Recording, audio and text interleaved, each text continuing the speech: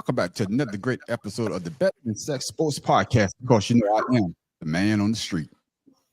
And this is Pharaoh King. Tim Dog from Be More Careful. And the mad professor in the boot. And of course, you know, Shata said he's going to get on. Motherfucker cutting his damn grass. I guess that good weather down in Florida. You got to get out and do some yard work. But everybody know the man on the street ain't doing no yard work. It's fucking wintertime. And I ain't cutting no grass until it needs to be cut. But y'all know how we always start our podcast off. We always got to ask the brothers how their day went. So, Pharaoh King, how was your day? Man, I am getting old, son. Man, I got up, hit the gym, got my little workout in for cardio, got to work, and was ready to go to sleep. That was a long day. Yeah, to try to stay awake after going to the gym before work. But other than that, I'm good, man. Came home, you know, got me a little nap in. So I'm good. You had to get that in. Hell yeah. Matt Professor, how was your day, my brother? You know, he want to talk about getting old. I had a slice of pizza and had to take 3 Pepsi and a glass of milk and go to sleep so that the indigestion would stop. Damn. I've always had an issue with I've always had a reflux issue, and that really triggered it today. Well, I'm glad you feeling better, man, that you was able to come on. I ain't feeling better. I ain't feeling better.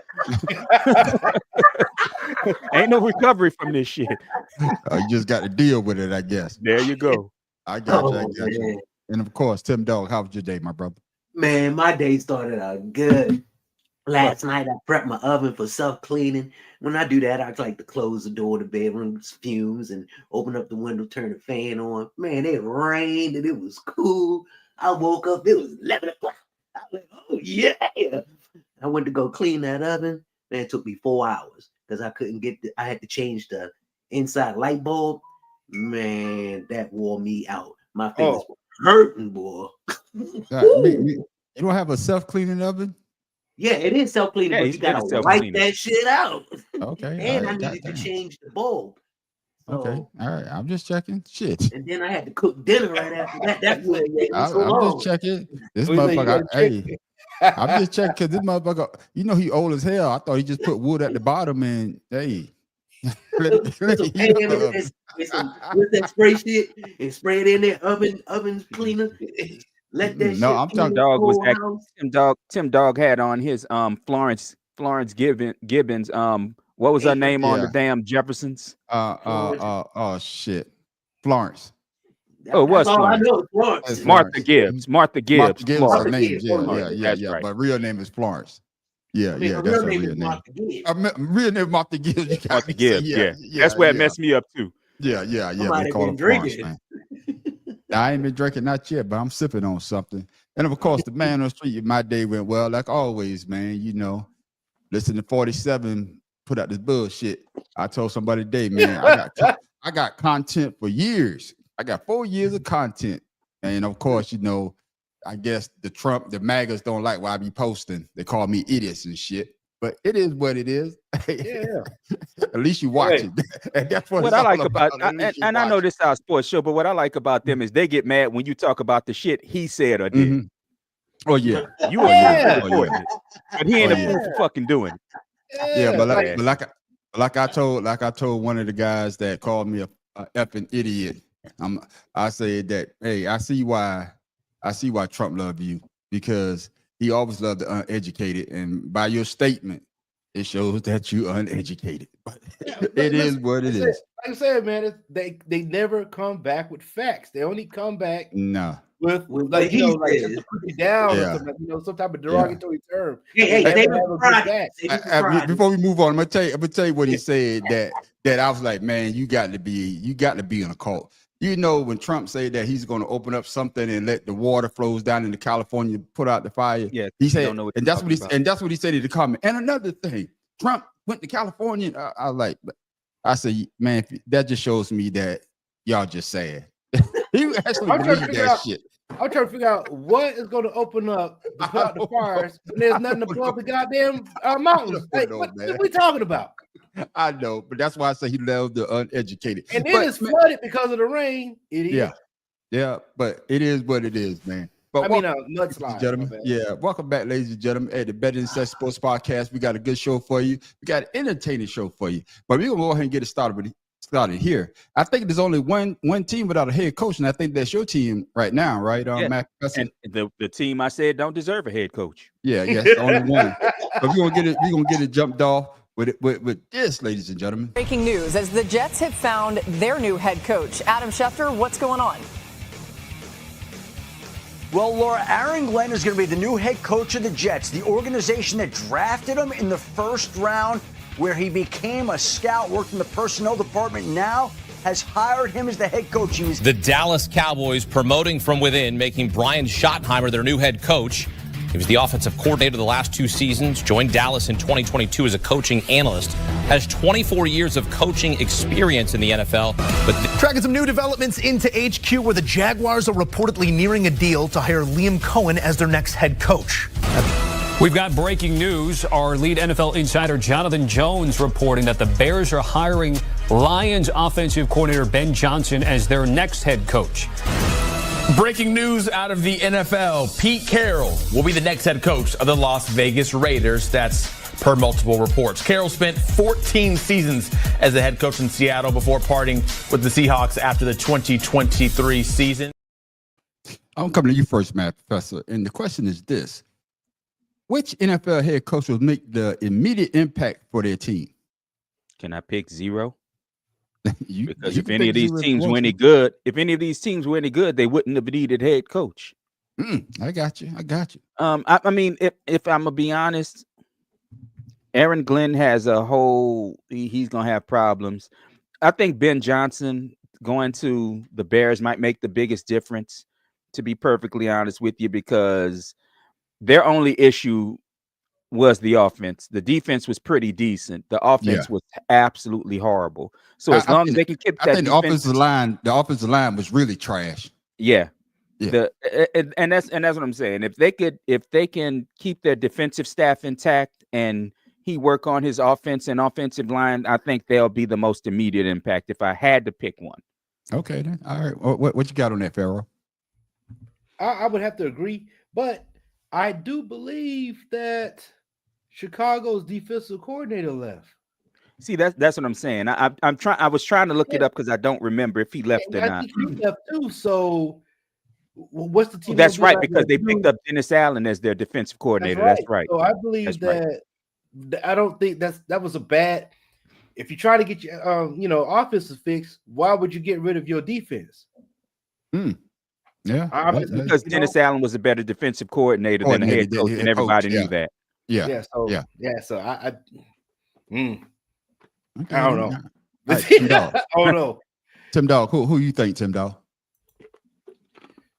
I would say Aaron Glenn, only because he wouldn't improve the team totally, but he would make at least the defensive and some of the offensive plays look better than than the offensive coordinator in the past.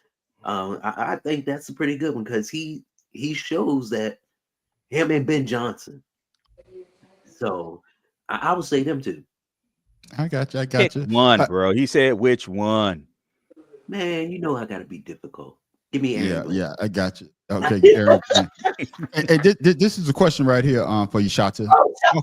Welcome to the show. Up there like a goat. Welcome to the show. Thank you, gentlemen. I apologize for my tardiness, but apologize for that muscle shirt. The weather ain't no muscle shirt. That's a fat shirt. The weather has been beautiful, so I had to take advantage and get my. I got you. Chitlins under your arms. The question to you, Shata, is this: all the new head coaches that's been hired, which new NFL head coach would make the immediate impact for his or his team? I'm about to say his or hers. They're female coach. Try to be politically correct. I'm gonna go with Mike McCarthy. He ain't got no head coaching job. Yeah, he's going to New Orleans. McCarthy's not got it. Doesn't have it. No, he's not. He took his name out. He's sitting out for the year because New Orleans is showing more interest in Kellen Moore. Yeah. Okay. Well, if that's the case, then it has to be Aaron Glenn. That's that hands down. Okay. I'm gonna say because he's been a head coach before, he's a Super Bowl winning coach, and he do know how to coach his players up. The guy that took what's his name? Carroll. Yeah, Pete Carroll. Yeah, Pete Carroll. He's too old. He's too old, but he's a player coach. And the only reason I'm not picking Aaron Glenn is because of the quarterback situation. Right. Think that he knows every damn pick. thing. And that's the situation that I see is going to be. Where's Pete going again? Where's Pete going again? The Raiders. Raiders. He's going to the Raiders. But that's why I say the only reason why I want to pick Aaron Glenn. Don't get me wrong, because I think going back to the team that drafted you, and then watching the highlights and watching how you play, he's a pretty decent player. Yeah, but decent player. That was 80 years ago. I got that, but what I'm just saying is, as a head coach, having that numb nut over there, that would make me wanna. I'm not rooting bad for him, but he has to find a quarterback that's going to jive with him, because this guy got his own agenda. Everything revolves around me, and that's what I see. That he's going to have that issue. You know how you fix that? You know how you fix that? You get you a nice backup quarterback. You get rid of his ass. I think Aaron Glenn, first round quarterback. Yeah, Aaron Glenn ain't gonna put up with that. So, but when you look at it too, the Raiders, I mean, they got a lot of parts they need to fix, man. So it's not gonna be one of them things where Pete Carroll could come in and just be like, okay, plug and play. Well, they got the quarterback. And the only thing gonna work with the Raiders because Pete Carroll chewing that gum. That's it. Remember when Carroll went to Seattle, he was younger. That's right. He was fresh off of a couple titles at USC. Now he's much older. Right. Can he rebuild the team the same way he did in Seattle? No. That dude is 73, y'all. That's what kind of happened to Bill Belichick. He was aged out as a coach because the league has changed. Yeah. I think the league has changed because he left Seattle in 2023. I think that's the last time he coached. He was out this year. But Seattle did pretty good. I think they got to the playoffs this last year. I think they got to the playoffs. They got to read. I think with Seattle, I despise DC bitches so bad, but I think with them, they're caught in a conundrum this year, because the fact of the matter is, Geno Smith, they're not going to invest in Geno Smith moving forward. So yeah, but they already gave in the money though. It don't matter. But the problem is with Seattle I think they waited too late to do a lot of moves, because your boy, the wide receiver, what's old Lockett? Lockett is old as hell. Yeah, but what I'm saying, what I'm saying to you, it's not about Seattle. I'm talking about the head coaching. I'm talking about Pete Carroll. Pete Carroll, they fell off because they got rid of Russell Wilson. They got the Legion of Boom. They let Bobby Wagner walk out the door to go to the Commanders. So you could see that, he was trying to rebuild, but they could never get the pieces. I'm saying that, Pete Carroll's bringing that winning attitude to a team that needs that winning attitude. Nothing against Antonio Pierce. I thought he did a good job. I thought that he needs to have more time. But as a head coach, I think he would make the immediate impact because of he's been there, he's done that, he's seen damn near every damn thing. These other coaches, this is probably their first go round being the head coach. So they have to adjust to being in the head seat. You could be the defensive coach all day. All you got to deal with is the defense. Offensive coach, all you got to deal with the offense. But as the head coach, now you got to delegate. And then you got to have your finger in every goddamn pot, Mad Professor. But see, that's the problem though. That's why I honestly picked Ben. What up, though? Because he's coming from a system where the head coach was a player's coach, but he was more standoffish, and Ben Johnson had more control, and Aaron Glenn had more control over their parts of the team, rather than him having control over everything, and then let them all piece it together. That's why, like I said, and the fact that they brought in Dennis Allen as their defensive coordinator, to me, that move, I mean, if you want to say +1, Ben Johnson +1, Dennis Allen, making a difference on the team, that's going to make a huge difference to the Bears, because like we said, their defense wasn't bad, their offense had a shit scheme. Yeah, and I was about to say that. Had a great defense. I was about to say that too, Mad Professor. You're right, because he's been a head coach. He knows the ins and out, but now you can help him out. What are your thoughts on that on that dynamic that the math professor just talked about, Pharaoh?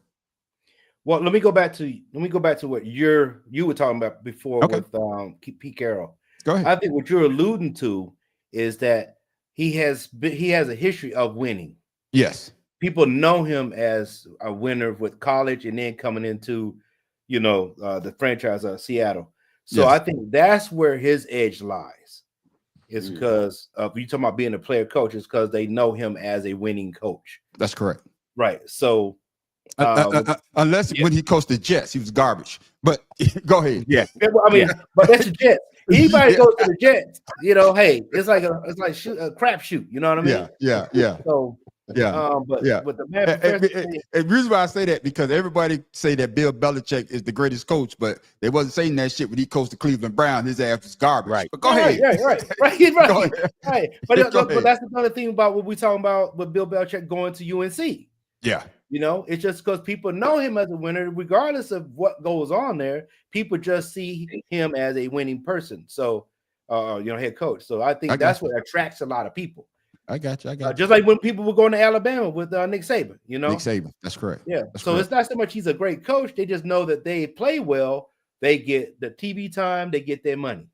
I got you. And the second part, what do you think about what Matt Professor said about Allen going to help my man out there in Chicago? Like I said, you can go help him out, but first of all, you got the man got to stop painting his fingernails. All right, let's get out of that shit. All right. And then I think film study would help him out a lot more than just talent alone. Just like some of these other quarterbacks, I don't think they do enough film study and enough practice with their people to make them more successful. If they would do that, I think he would have a better time or a better, more success with Chicago's offense. Now they got to get some offensive linemen, right? They got to get people on page. They got to get a simpler offensive coordinator, with the plays and stuff. But I'm still worried about the defense for Chicago since you changed up the person that was actually had them working together. I got you. I don't know. I can't. I don't know. I think Tampa Bay's in the market for a quarterback. So anybody, let me know. I got you. Hey, I'm coming to you, Shotzi, because I ain't hear nobody say anything about Schottenheimer, getting the job down there in Dallas. Nobody cares about Dallas. I got you, but we got to talk about it. So what were your thoughts when they could have go out and try to hire somebody like an Aaron Glenn that was out there? They could have waited and tried to get somebody just like the Saints are trying to do with Kellen Moore. No, somebody man. that I'm just saying. So what they did that with Deion? They banged the shit in front of Deion instead, you know what I mean? I got that, but my question is, what are your thoughts? They promoted from within. I think he was the offensive coordinator, but they didn't put up a lot of points. Exactly. They didn't put up a lot of points. Well, year before they did. I'm gonna say this. No shot at you, Farrah. I'm gonna take some of my shots later on. The Eagles scored 6 rushing touchdowns on Sunday? 6 or 7? What? 6.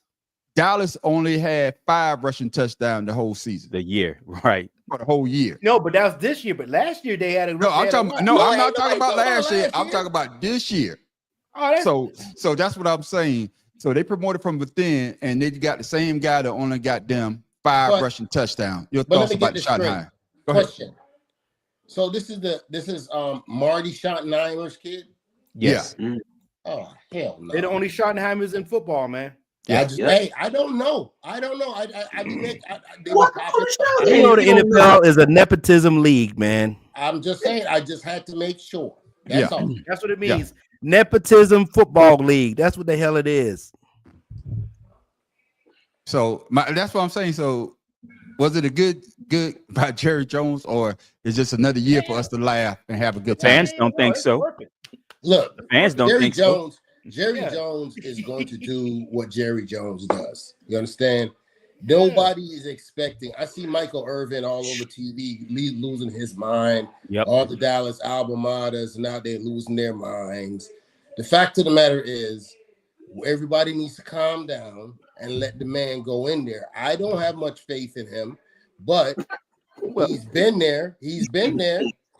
And my thing is, I mean, what else you gonna do? Well, Shada, I'm gonna tell you like this: the team didn't even like the pick.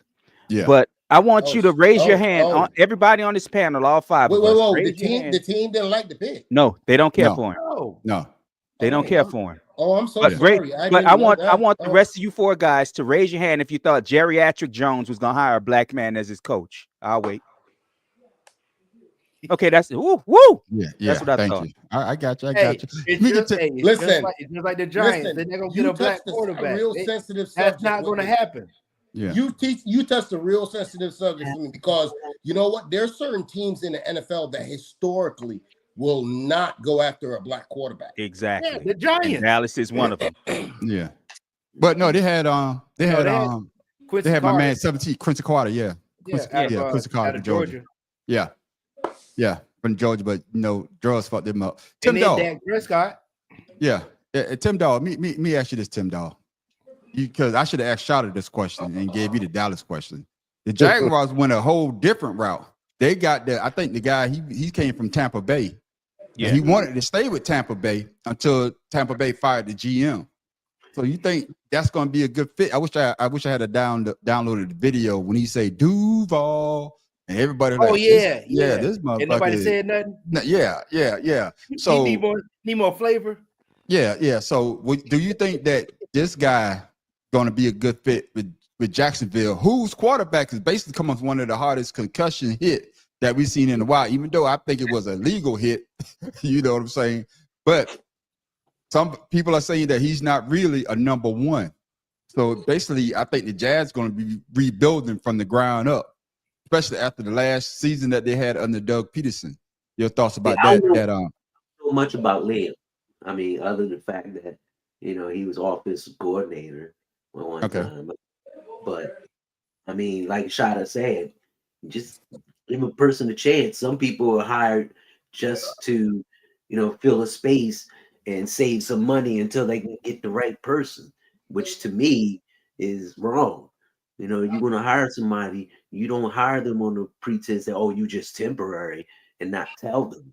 And then, because then nobody wants to, be a coach for you. But I think a lot of these owners, especially Jerry Jones, he's everybody know he's a tightwad. He only pays certain people, and he's paying from within another person who's going to do whatever he says. Hey, you brought up a good point, and I want to cover this quick. Like, you brought up a good point when you say that these owners bring these players in, these coaches in for 1 year, like Mayo. They know, no, he wanted Vrabel. He know he wanted Vrabel. But so why would just like Antonio Pierce, you want to go out. So why don't you give these young, and I hate to say it this way, these young black coaches a chance to succeed?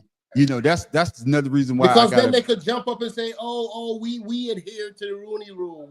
I got that, but that's why I'm about to say that's why I got an issue with Notre Dame, because they never fired a coach during the season. They always let the coaches finish out their contract until they got to Ty Willingham. That's why I was like, so what's the difference? The only difference was the color of his skin. So I'm coming back to you, Matt Professor. The variable, and especially whatever the hell his name is. Do you think these head coaches gonna have a chance to stay longer than a year? Then that's the question for the whole panel, because this is first chance around. If they don't do well, do you think one of these coaches is going to be gone, Matt Professor? No, all of them going to stay. I think if the shortest tenure to me is going to be 3 years, and that'll be Pete Carroll if they don't start winning immediately. The rest of these coaches are going to have a chance because they are younger.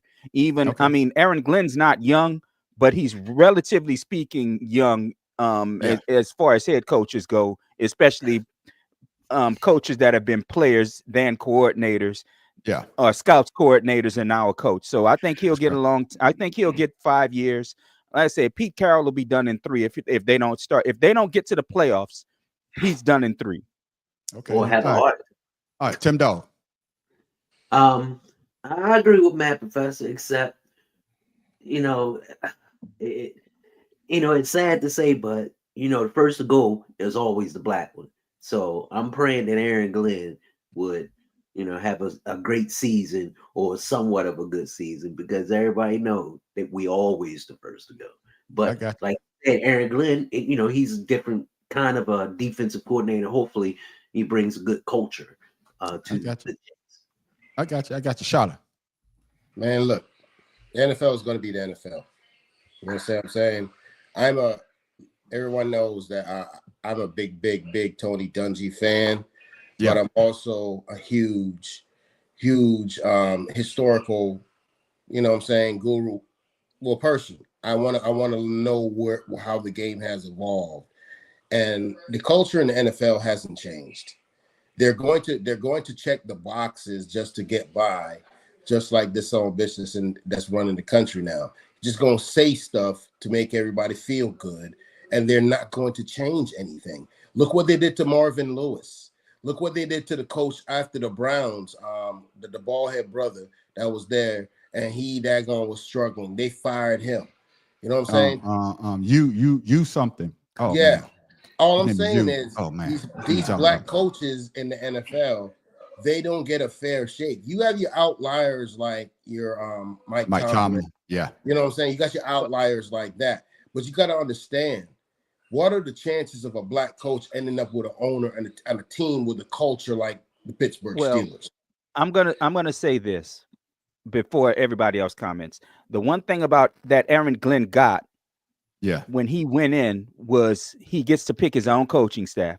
That's correct. He got his own. He's gonna have a GM that follows his he wants, how he wants to build the team, because that's what happened here in New Orleans. They didn't want to fire the stupid ass GM here, which is why he didn't come here. But they allowed Aaron Glenn to recommend the GM, and the Jets got that man as GM. So, like I said, they're building the team around Aaron Glenn. Well, historically, to your point, and you are 100% correct.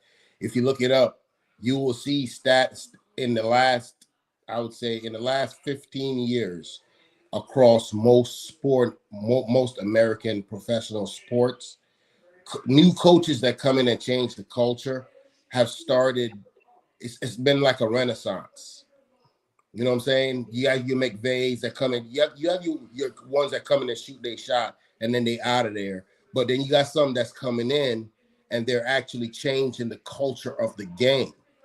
You know what I'm saying? So, i.e. Sirianni, much as we might say Sirianni had his issues, all of us had his issues, but he was able to make the Eagles such a complete team. You know what I'm saying? Even though people were doubting him, he stuck to his game plan. So he got a lot of respect from me for that. So I got you. Pharaoh King, your thoughts? What's the question again? Which coach that you could be the first one to go? That's not going to last that long.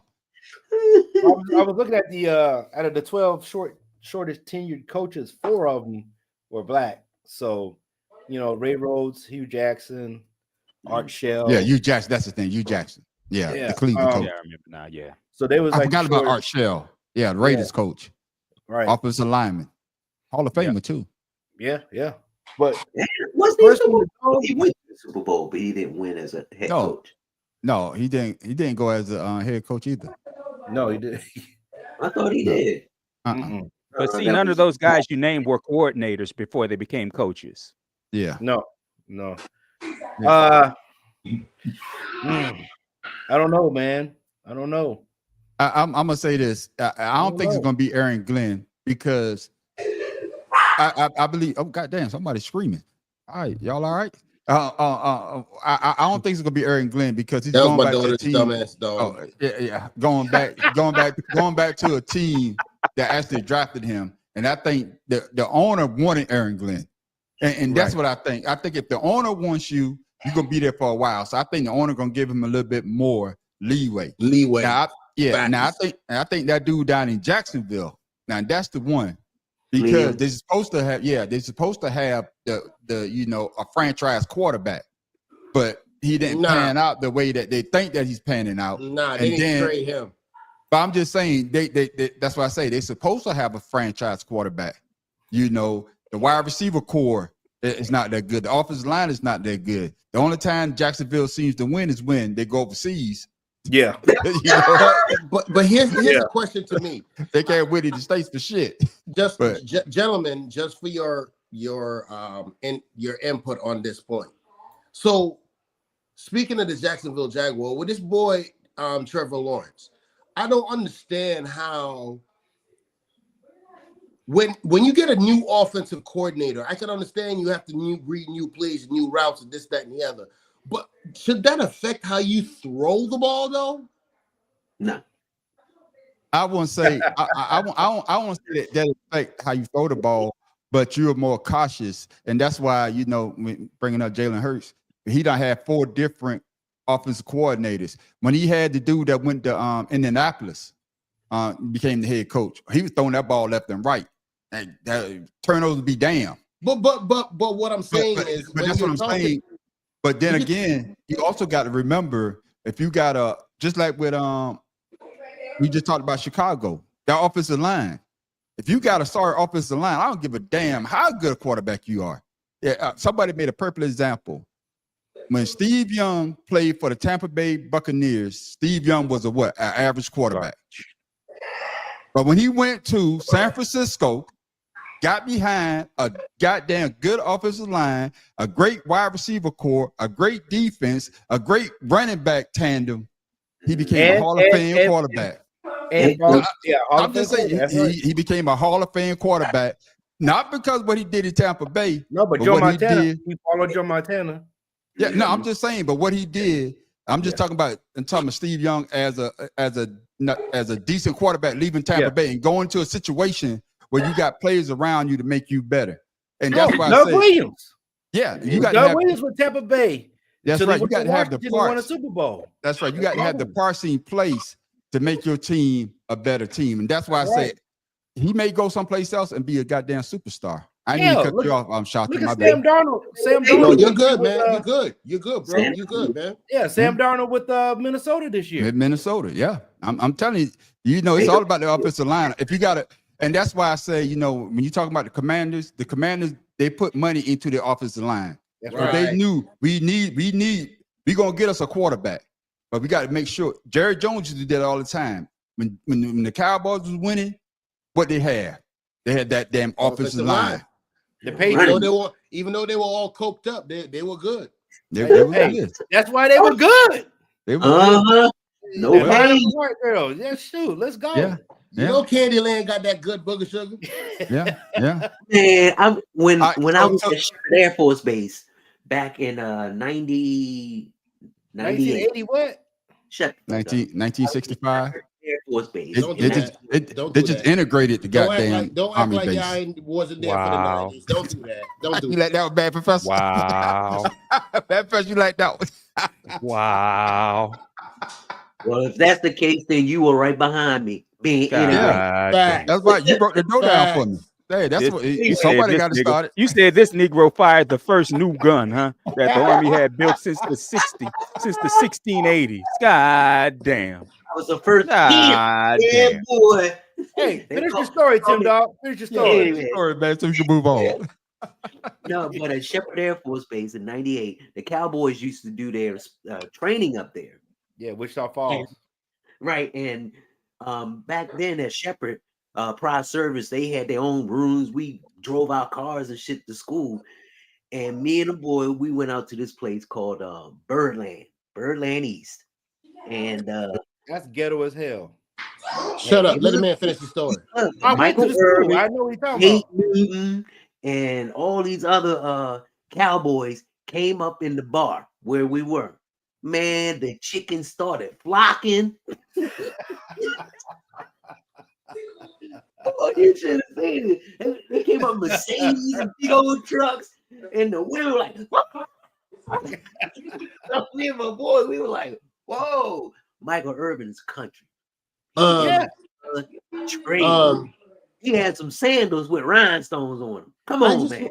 Wait, that was okay. I understand your story, and that's all. But what in the Lord of the Rings is going on over here? Yeah, that's his. You could put up a thing if you step out.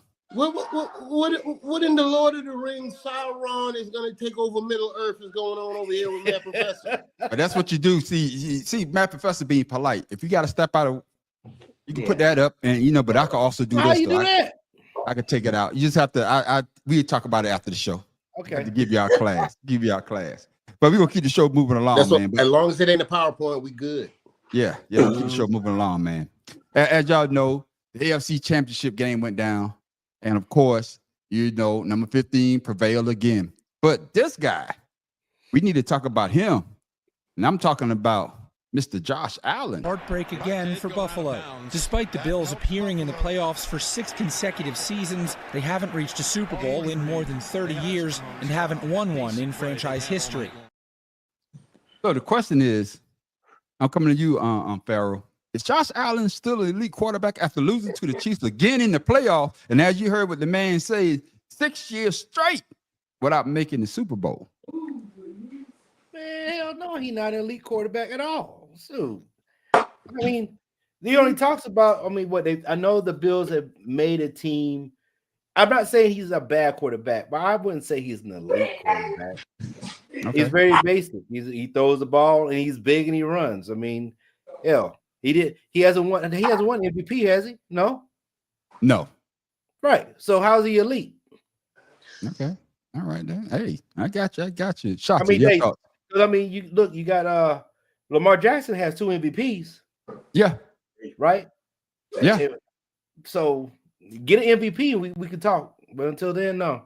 I got you. Shots. Your thoughts on Josh Allen? You know, he might win one this year.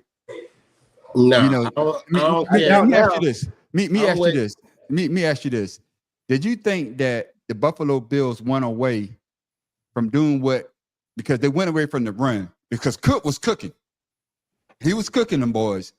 But do you think that the same thing that they did with Lamar Jackson, the head coach, they're trying to make Josh Allen the MVP? I think I had to put that in that group text. Hey, yes. Do you think they okay? Yes, that's exactly what they did. That's exactly what they did. That's the same bull crap that got Seattle that lost to New England with that pick at the 1. Yeah. It's the same thing. They were trying to make the Super Bowl about Russell Wilson. Yeah. You see what I'm saying? Yeah. Marshawn, the reason why they didn't want Marshawn to be the star called Marshawn like Skittles, that he Marshawn. He don't talk to people. Yeah, he don't talk to people. But yeah.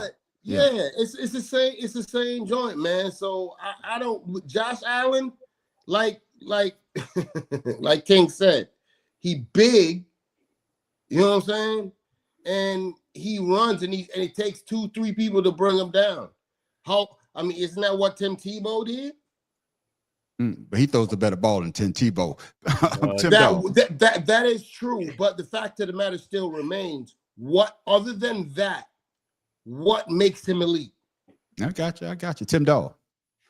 I'm not gonna say he's elite, but he's on his way because when they drafted him, he was trash. And throughout so he ain't elite yet. No, like I didn't have to what I just said. Okay, I just want to make sure you said it. He's not even as good as Jim Kelly. Well, he's only been in the league 5 years. Jim Kelly already. And this is the first year he really excelled and showed himself as being a good quarterback. Not an elite, but a good quarterback. Now, can he repeat that? That remains to be seen. But I think, he's an up-and-coming because he's progressed. What I tell y'all last week? He's not throwing as many interceptions, and he's not taking as many sacks. What did I tell y'all last week? Let him finish, Shota. You got to let him finish. Go ahead, Tim Dawg. No, I'm just saying he's not elite now, but he's on his way. He's learning. I got you. Now go ahead, Shota. What you about to say? All I'm saying is, I told y'all last week, the Buffalo Bills are going to Buffalo Bills. This is the curse that they have. They're always going to go ahead and get you hyped. They're going to do all the things that's going to make you think that they're going to do it, and they're going to let you down every time. They did the same shit back in the day with 4 in a row, 4 trips to the Super Bowl, and ain't got nothing to show for it. Yeah. So the Buffalo Bills are Buffalo Billing. That's what they do. I got you. But Matt Professor, your thoughts? Is he elite or he just another run-of-the-mill quarterback? He's not run-of-the-mill. He's not run-of-the-mill. You put him on any team and he's going to make a difference. So I'm not going to call him run-of-the-mill. I give you that. You're right. Facts. I want to say he's elite, but his winning percentage regular season is pretty damn high. His stats are always amazing. Yes. So I mean, if you want to look at him stats wise and winning percentage wise, yes, he's an elite quarterback. Now, does he perform when it counts the most? No, and not a lot of elite quarterbacks didn't. I mean, So, hell, Matt Professor, my question to you on that point then. So would Cordell Stewart back in the day? Cordell Stewart had a high winning percentage, but would you and consider he him was elite? actually considered elite, except he didn't win a lot of playoff games, and that was the one caveat. And that's the thing with Josh Allen. You can always guarantee the 5 years Josh Allen's been in the league, his team has made the playoffs, and 3 of those years he's gotten to the AFC title game. So like I said, if you don't want to say he's elite, I understand it. If you like me and want to say he's probably elite, I understand that too. I mean, look at Drew Brees. Drew Brees put up years of numbers, and considered elite because of those numbers, not necessarily his amount of winning. Being a short quarterback too, right? Tony Romo. Not over 6 foot. I don't think Drew Brees was over 6 foot. I think he was the 6 only foot. quarterback to do He was that 6 foot. Doug Flutie, right? Okay. I never considered Doug Flutie elite, so no. Hell no. Yeah. But go ahead, Matt, because I didn't mean to cut you off, man. No, you good. You good. And as far as Jim Kelly, because I think Farrell brought him up. Jim Kelly was elite when he was in college. Well, not college, but USFL. He was in the USFL for 3-4 years. Yeah. Put up numbers. Then he was elite because he had BB, and he had and that's what I was going to bring up. The 4 years they went to the Super Bowl, their defense was top 5 every year. Buffalo Bills back then was built for greatness. I just don't understand why they couldn't get over the hump. To this day, I can't figure it out. Yeah, the Cowboys is better. The Cowboys and Giants. Yeah, Washington got in the Red game. Yeah, but Washington beat them too. We all know the first Super Bowl that they lost, field goal kicker missed the field goal. Yeah. 2019, I think it was. Yeah. And not 2019. Like goddamn, Pharaoh. No, he's talking about the score. Yeah, talking about 20. Okay, the year. I like goddamn. Yeah, it was something like that. I don't remember exactly, but it was either 2019, like 2019. Yeah, it's something like that. Yeah, it was low score.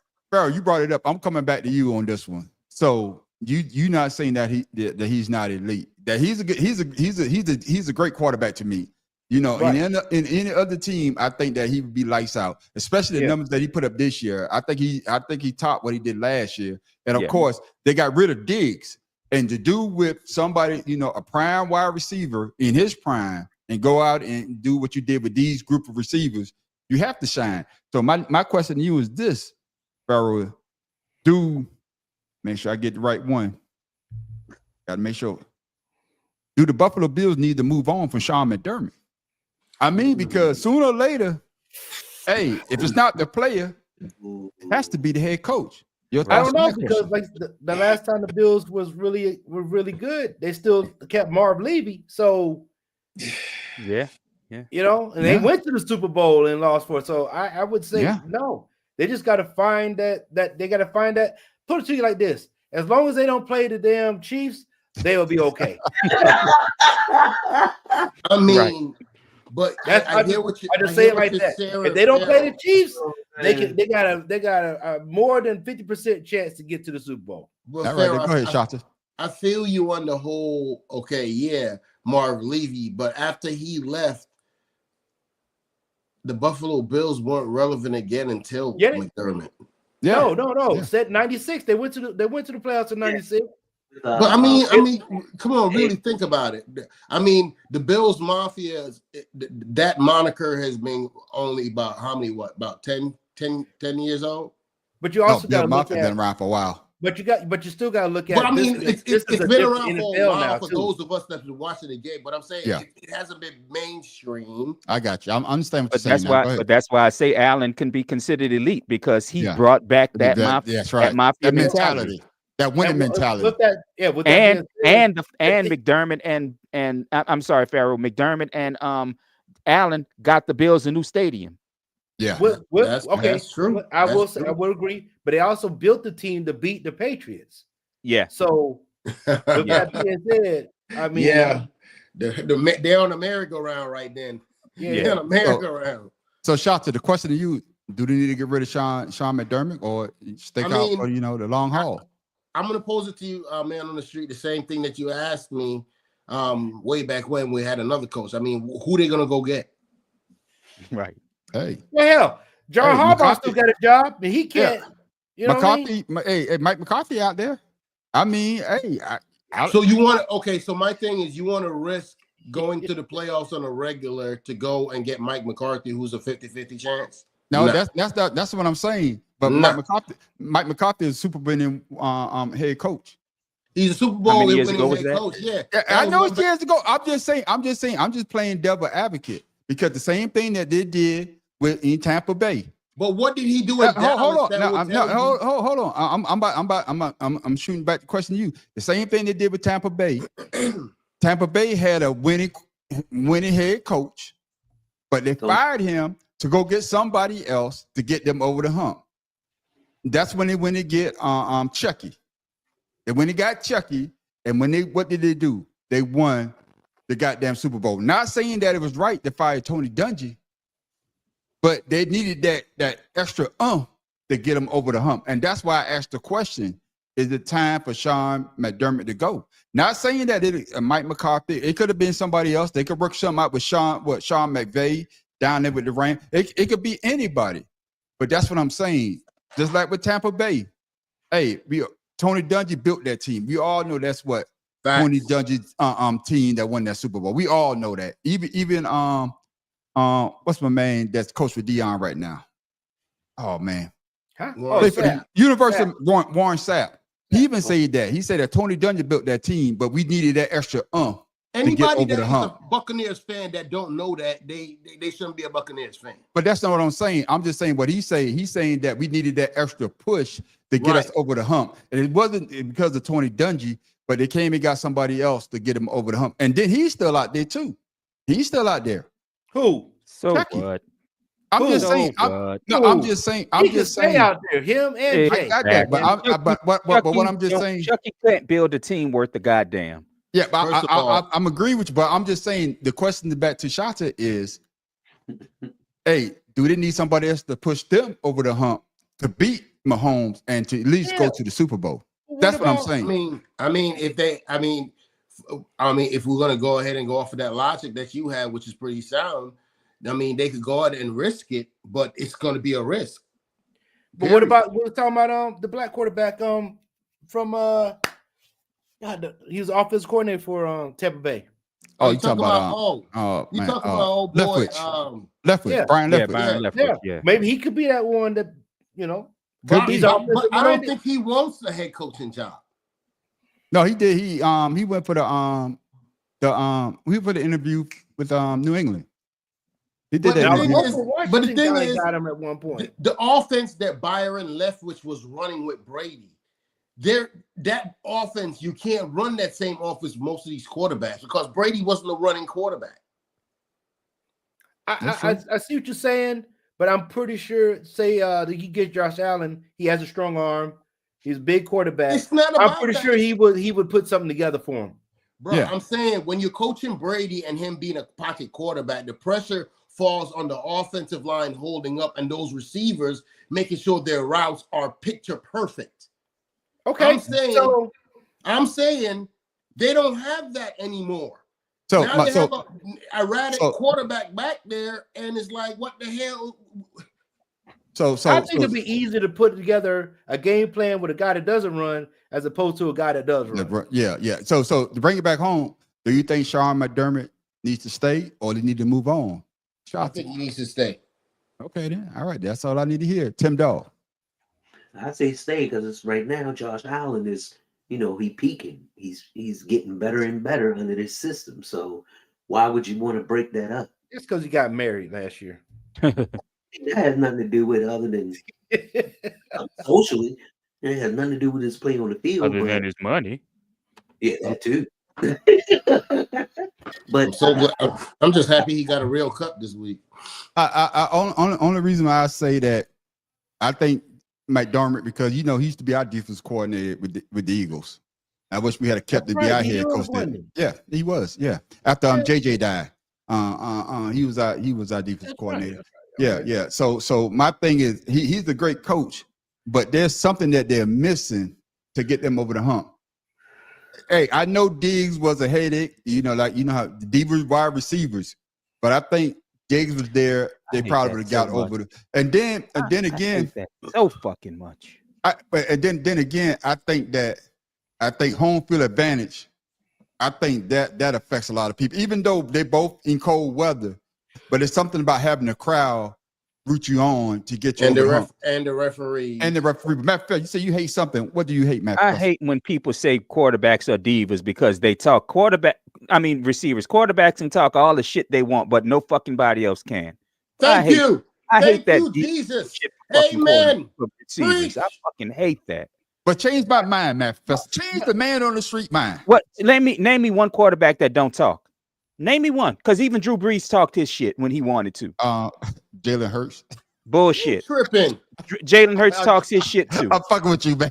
But I hate when they say because the shit of it is when a receiver don't get targets, they say he a diva because he complaining. What the fuck else is he supposed to do?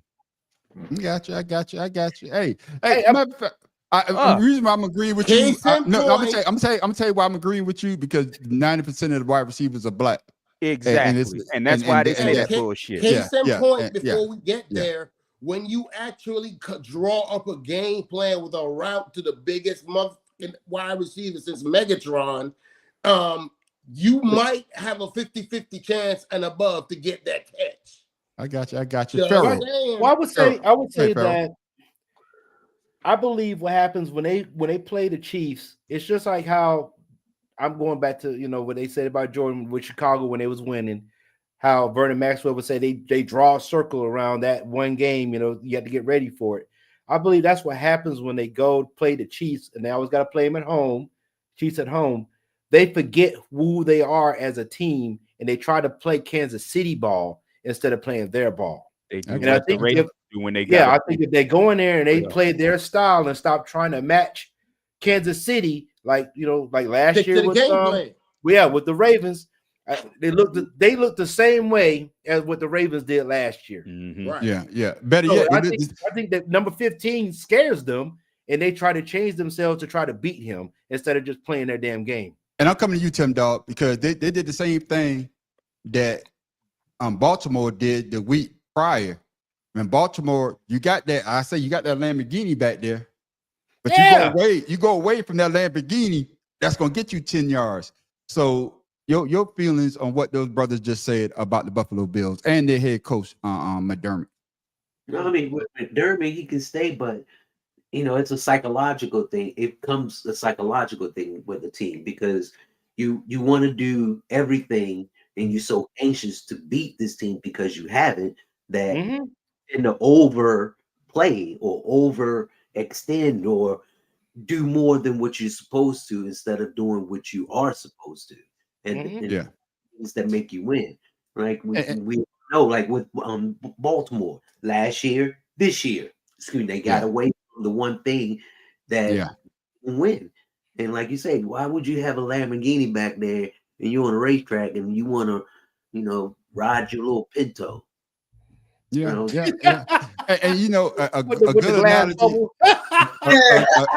a good analogy, if you look at it, the Chicago Bulls have to go through the Detroit Pistons.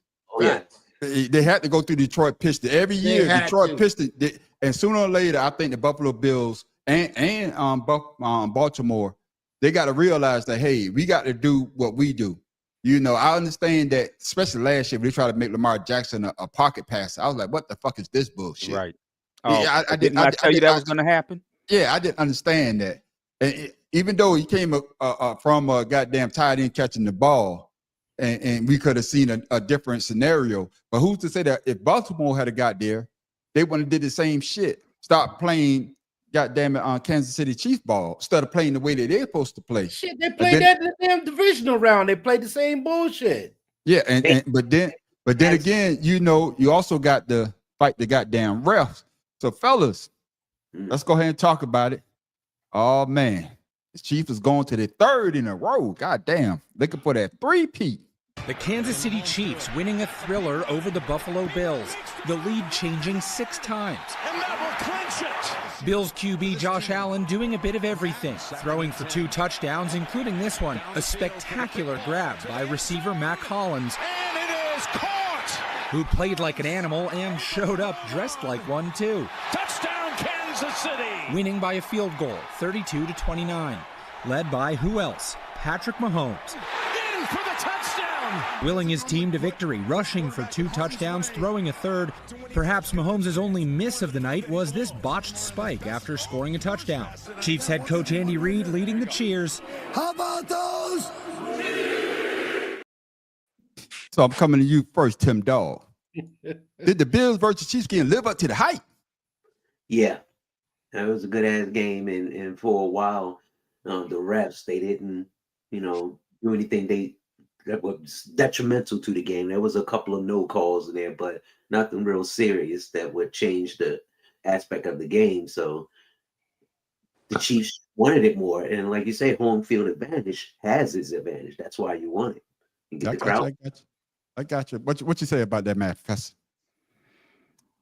What I say is I didn't watch the whole game, to be perfectly honest with you. I was in and out of it because I knew the way it was going to go. I didn't give a damn. I was rooting against the Chiefs, but I knew the way it was going. But the parts I saw had me enthralled, thoroughly enthralled. So, yeah, it lived up to the hype as far as because of the score. Yeah. But, it was hyped enough. I got you. Shot. Nah, I agree with everyone else. I didn't expect the game to be that stressful up until a certain point. And I could tell, I could usually tell, I'm sure all of us saw when the game changed a little bit in the third quarter after that raggedy call. And then they started leaning heavily on, okay, we're going to call some more calls. Let's go ahead and get them a little closer type stuff. But all in all, man, the play on the field, I mean, I can't stand them Sons of Guns, but they balled. I mean, their defense especially, man. I mean, their defense is the kind of defense that any team will want, because once they get a lead, the defense plays off of that. And that's a nice luxury to have for your defense to go out there and say, hey, nah, y'all go up, we gonna go ahead and go after these cats. So I got you, Pharaoh King. I would say yes, and only because, in actuality, the indigenous folks did slay the buffaloes that was out there. That's how they. Pharaoh, breaking it down, but goddamn, look at it. They lost how they actually did lose. So. Man, get that man a bomb. You know my bomb don't work. Man, come on, I can get my horn though. It was. It's not even Black History Month yet. Hey, but with Josh Allen, this is what I don't understand. Do you have a video of the last play where old boy missed the pass? Oh my gosh, I saw that too, bro. So I'm here. He's supposed to be an elite quarterback, Mad Professor. I see there's 20 motherfuckers on my right and there's 2 motherfuckers on my left. But I'm going to roll to my right to try to make a play. Yeah. I just don't understand every that quarterback part. does that at least once. Jalen I Hurts did it a couple times. If you're trying to win a game, why aren't you checking out of a play or whatever, knowing that they're coming? You're fourth down. They're going to bring because they had given up at that point, bro. Come on, man. But the play that I wanted to show, that I wish I had downloaded. When the ball hit the ground? No, not that one. Not that one. The play that when Josh Allen called out the holding play on he actually he's pointing at the dude, showing the ref. Hey, there's holding right there. It's holding right there, but it didn't call it. So that part. But going back to what you just said, Pharaoh, I think it was a very entertaining game because I put in the group chat. I was like, hey, man, if Josh Allen wins this game, they're going to hype this up all week. Of course, he's definitely going to win the MVP. But of course, Mad Professor, excluding a couple of boneheaded plays that I think that the Buffalo Bills made, that Patrick Mahomes showed you, well, we already know he's the elite quarterback, but he showed you that, hey, man, it doesn't matter who I play. I'm always going to come out on top? Quite honestly, no, because he does this all the time. And the fact of the matter is, I've seen a lot of Patrick Mahomes throws where the receiver saved what could have been a horrible throw and made it a great play out of it. I would say a perfect example when he had Tyreek Hill. Yeah, right. And Tyreek run that bitch down. But go ahead, Matt. And that's what I'm saying. And that's why I don't like them. That's why I like that the highlight you just showed of the game where they said a great throw and a great catch. No, it was a great fucking catch. Yeah, it was a better catch than it was a throw. Yeah. And that's what Mahomes is good at. I mean, don't get me wrong. He's gonna put the ball where even when it's a bad throw, only the receiver has a chance to really get to it. Yeah. But his throws are inaccurate at a lot because he don't really like. If you notice, a lot of his balls aren't thrown into double coverage, or they aren't thrown with pinpoint accuracy like you expect of a quarterback. Yeah, so, he's a great playmaker. He's a great thrower of the ball, but I won't say he's Yeah, I think Josh Allen was better. And that's what I'm saying. I won't say he's like if I had to pick between him and Drew Brees to win me a game, I'm gonna pick him because his plays, he makes more dynamic plays. But if I really want to win the game, if I want to win the game from opening bell to closing, I pick Brees. I got you. And Tim, I'm coming to you, but I'm gonna say something that y'all just brought up. That one play that Josh Allen threw, I think right before the half. That was a damn dime. They showed it in the video. Man, to Holland, I think Hollinsworth. That shit was a goddamn dime. And he had the goddamn defensive player on his back. That shit was a goddamn dime. That was a damn dime. But that's what I'm saying. He's a better throwing quarterback, accurate quarterback than, like you said, Mahomes is. I got you. I don't think Mahomes like really throwing those types of plays. I got you, Tim Dog. Let me ask you this. So when you saw, because they hyped him up, I mean, he did what he needed to do.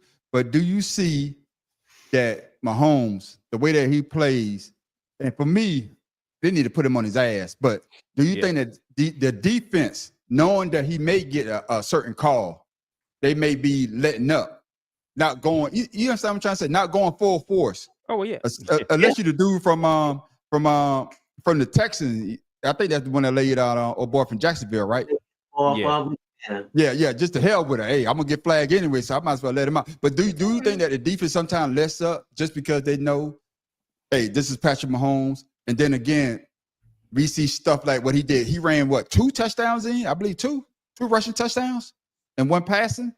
Mm-hmm. So you think that the defense slacked off because they didn't want to get a hit, or better yet, get fined, but yet they let him score 2 rushing touchdowns? Tim Dawg. I would say it was a combination of them not wanting to hit him, get that fine, and Mahomes just being elusive.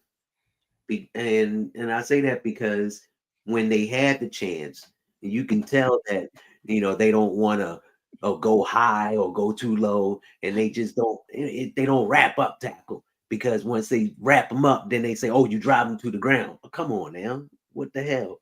But I think it's just twofold, where they just thinking, "Oh, here you come running. Oh, they gonna get the call," and Mahomes being elusive. I got you. Hey, Pharaoh, I'm coming to you, and we're gonna talk about this play a little later because this is one of our segments. But did you think the ref played a part in how the game was played and how the game was called? In every game the Chiefs played this year, hell yeah. From the very first game to the game we saw on Sunday. So yeah. What was it last year? Was it earlier this year or last year? Well, the guy had Mahomes in the sights. I think it was cornerback, but he chose to hit the damn guy to the left. Yeah, he just left Mahomes, who kept running. That was last year. That was the AFC Championship game last year. Yeah. So he decided, I'm just gonna hit the guy that's just standing there. Yeah. So I see a lot of that. And that's what we said, being elusive. No, he's not elusive. That's in the script. Leave 15 alone. He got the red jersey on. Go hit the worm. You know what I mean? I got the shot to go ahead. Go ahead. What's your thoughts on what Pharaoh just said? I look. I mean, I see it too. So I don't think there's anything else to say. Because look, actually, I am from the old school. Lawrence Taylor. You know what I'm saying? Mark. Harrison from the Pittsburgh Steelers. Them guys is retired. You know what I'm saying? if I'm gonna run to hit the quarterback and that motherfucker got a slither of green left, I'm trying to kill his ass. You hear me? Oh. I got you. Hey, like I said, if I run that far, I'm hitting something. I'd like to see Mahomes play against the Bounty Gate Saints. Me too. Oh no, the bounty game, the Eagles. Hey, shit, we put bounties on motherfuckers. Yeah. So Matt Professor, Hold up, before we move on. Is this just me, or is it that the NFL has decided that the gladiator aspect of football, we're going to just take that we're just going to take that away and make this about this? Why, bro? Let me answer this one. Let me answer it. Go ahead. What's happening in the Pro Bowl this weekend? Come on, man. Don't get me motherfucking flag football. You answered. You already know the answer to that question. Well, no, reason why I say that you're not gonna see it like what we grew up on is because now that they know CTE with players. Who was the player that went to the parking lot and blew his brains out? I forgot.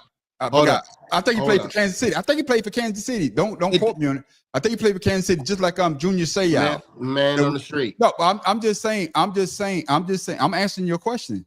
You say why did it take and that's why, because of CTE, because you got a lot of young players that in their early 40s that going ahead and doing shit that I'm not gonna say they won't normally do, but you got to think, if you playing not professional football, if you start at an early age playing contact football, 9 times out of 10, you probably had a concussion during that time period. And then what makes it worse is that, especially if you in high school and had a concussion, those coaches and those medical personnel, they don't know what to do. What happens then? You go right back in there and continue to play. Even in college, until they got the right, I still don't think they got the right system in place, but they will still put that player back in there. So the NFL right now is all about scoring, just like the NBA. The three-point shot. There's no more inside game. We talked about this a couple of weeks ago. There's no more inside game. We want to see scoring because that's what people want to see. So everything's going to dictate towards the offense. But for us that are purists of the game, we see Lester Hayes try to take a motherfucking head off. Oh, yeah. We see my man. We see my man Deacon Jones with the head slap. Make a motherfucking ears ring. I try to make his ears ring. You know what I'm saying? So that's why I say that that's the difference. That's why they took the gladiator part out. Now the dude from Tennessee, from Houston, he still got that mentality. We can also blame social media because the league is more personality driven than team driven too. Listen, man. That's true too. You know what? Right. You're right, Matt. I'm not trying to understand. I don't know how to be philosophical and all that other stuff. All I know is when I started Pop Warner football, I had to sign a waiver, and there was this thing saying that my parents understood that it could be broken legs and broken and twisted arms and concussions and all that. I said, my parents signed all that away. Okay. So I want to know who in the world plays professional football and don't know the risk. Hey, can I answer this? You right there. I'm gonna answer this the easy way, right? We all play professional football. Matt Professor, you my running back. Shotzi, you my quarterback. Right? You my quarterback. Right? We ain't winning. No. We ain't winning nothing.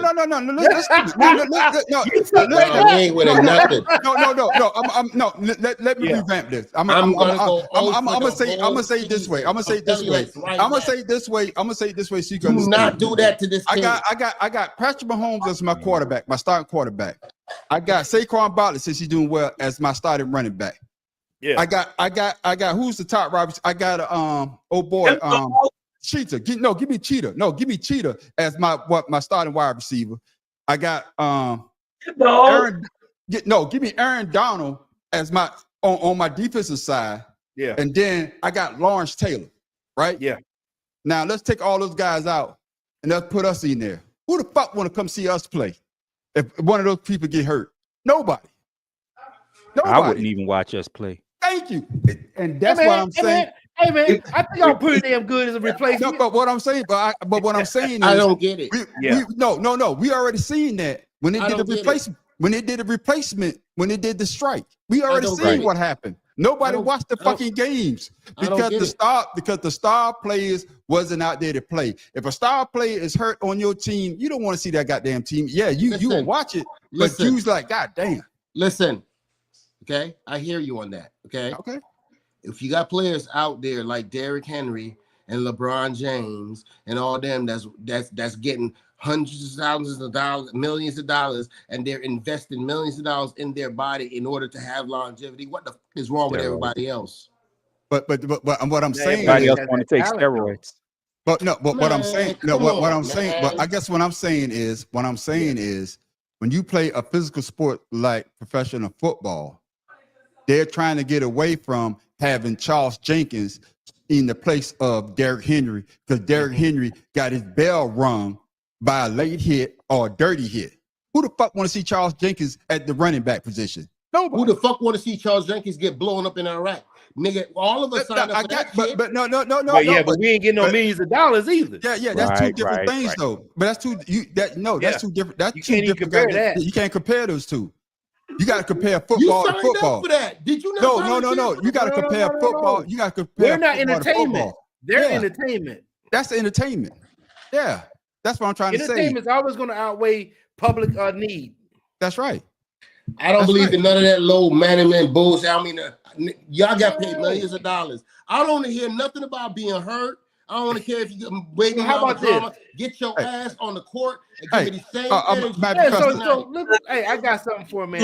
If you want to watch people actually get blown up, go start watching some rugby. They don't have CTE because they know how to tackle. Yeah, but and that's why I'm about to bring you, Matt Professor. Don't get it twisted. What I'm asking Matt Professor is this though. The NFL, all these sports franchises, is all about money, and they don't want to. They don't want to have the star players with that load management shit. They're trying to get away from that WWE mentality. Yeah, they're trying to get away with that. But just like I said earlier, who's going to see Charles Jenkins starting that running back? We got Charles Jenkins, aka the man on the street. Derrick Henry, he got hurt last week. Matt Professor. You wait till see me get hit so they can put somebody else in the game. Right. I'm gonna say why they took the man. They need to put the man on the street back on the goddamn street. Why did they take this Negro off? He should have never left the street. Because I know damn well if I pay to go see Derrick Henry and he ain't playing, I'm not watching no more. Thank you. And that's what it is. Tim back to the tailgate. Yeah, back to tailgate. Tim Dog. I hope you got a streaming system, because that's the only way you're gonna see that kind of football. I got you, man. So, but I'm coming back to you, Tim Dog. And this is the question. I don't have a video.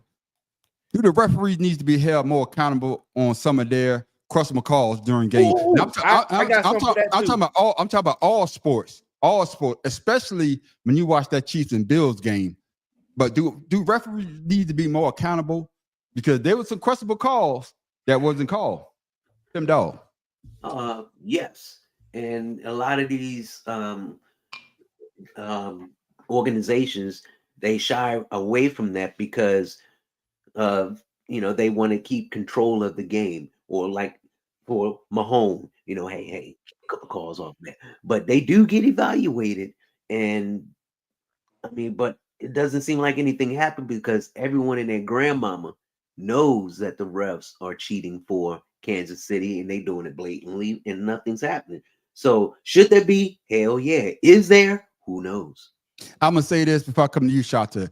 They cheating for certain teams. I'm not just to say Kansas City, because we seen some shit, especially some late hits. We talked about it last week when they were tackling motherfuckers out of bounds, but the referees didn't throw the flag. I think when they what's that I forgot those his drop name. Tackles. I forgot his name. The dude, the referee that got caught up in the gambling thing, and he said that if you ever watch, I think it's still on Netflix. And when he talked about the basketball dude, when he talked about Allen Iverson had cussed a referee out, and they say all the referees got together because everybody palms the ball now. But they told each other Whenever we see we do that, we're gonna call it. We're gonna Right. call it. We're gonna call it. So that's what I'm saying. So Shata, do the referees need to be held more accountable for the way they call games? And better yet, let me ask you this: are the referees putting themselves in the game to make the outcomes the way that sports betting wanted it to go? I know I went kind of off the rails there, but you understand what I'm saying. I think I'm one of the biggest advocates of this point since we started this podcast.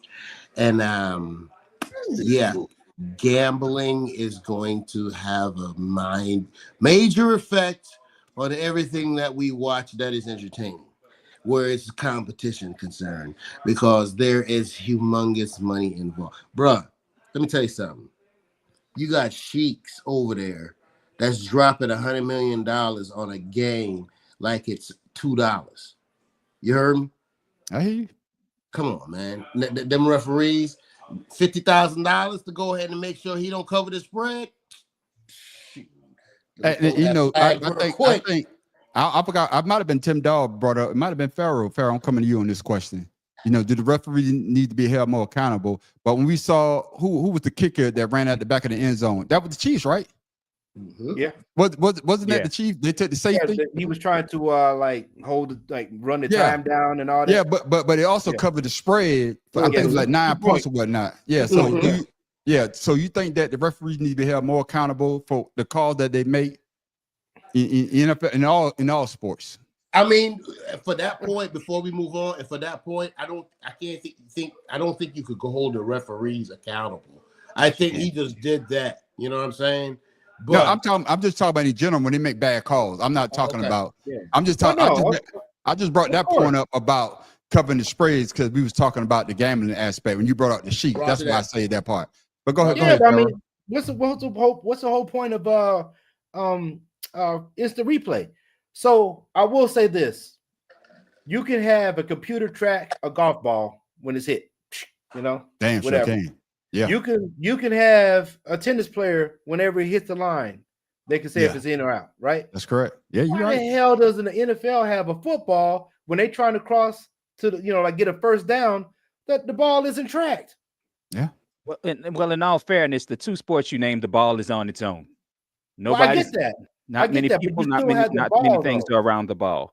And the problem I have with the NFL and their protecting of the referees and calling it integrity of the game is you can see that there are certain referees, like who's the name of the referee? Sean Hockley. Something. Ed Hockley. Yeah, his son. Ed Hockley. Now his son is in the NFL. No, that's the son. No, I'm talking about Ed Hockley. At first, he was ripped like a bodybuilder. Yeah. So his arms first down and all this shit, and people would cheer that shit on. And all of a sudden, the referees started becoming as big personalities as the goddamn players on the field. And the NFL, they feed into that. That's why the referee has to be on camera during the calls when there's really no need to be. Yeah. And I mean, it's such a simple ass thing. You can hold them accountable, fire their asses, fine and fire them over and over. And the problem with the NFL referees is they're full-time employees, but they're still not doing just one thing year round. They're still lawyers who are NFL referees and officials. Well, I think the only sport that has permanent referees that just do refereeing, what is it baseball now? Because I know basketball referees. I am not aware. I'm gonna say this. They got 162 games. You can't be going back to work. Yeah, it's something that Pharaoh said.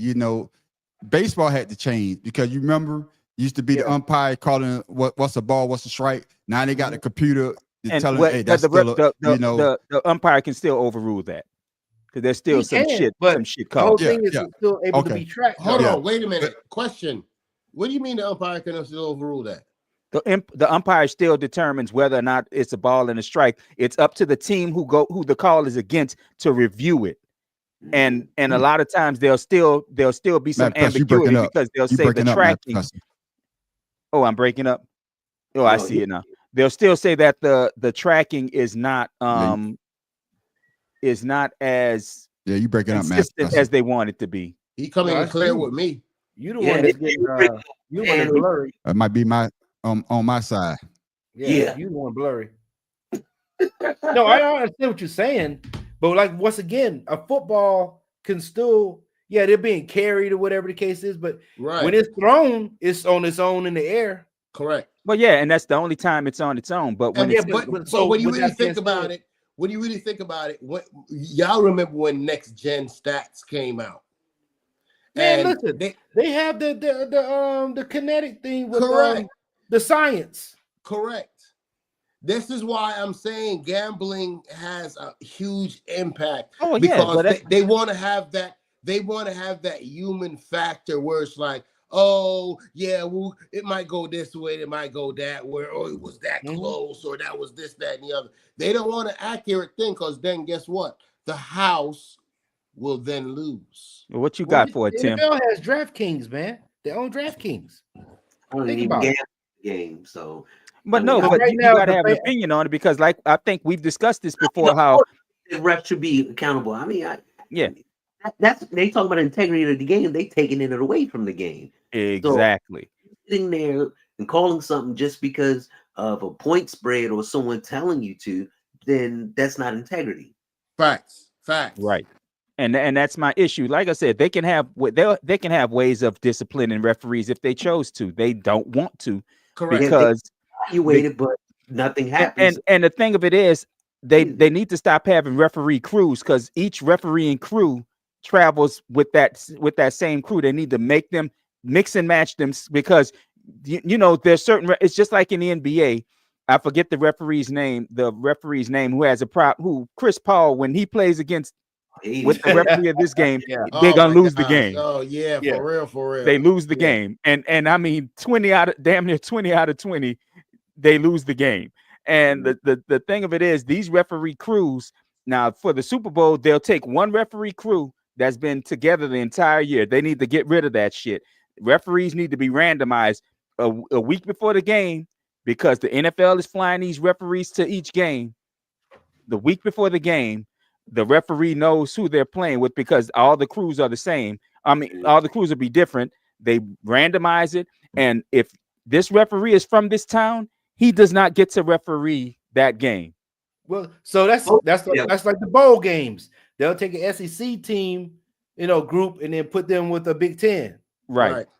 Yeah, do the same. That's the kind of shit they need to do. Back to your point, though, King. I mean, to think that we're in the era where people are literally having robots like clean their houses and take care of their cribs and stuff.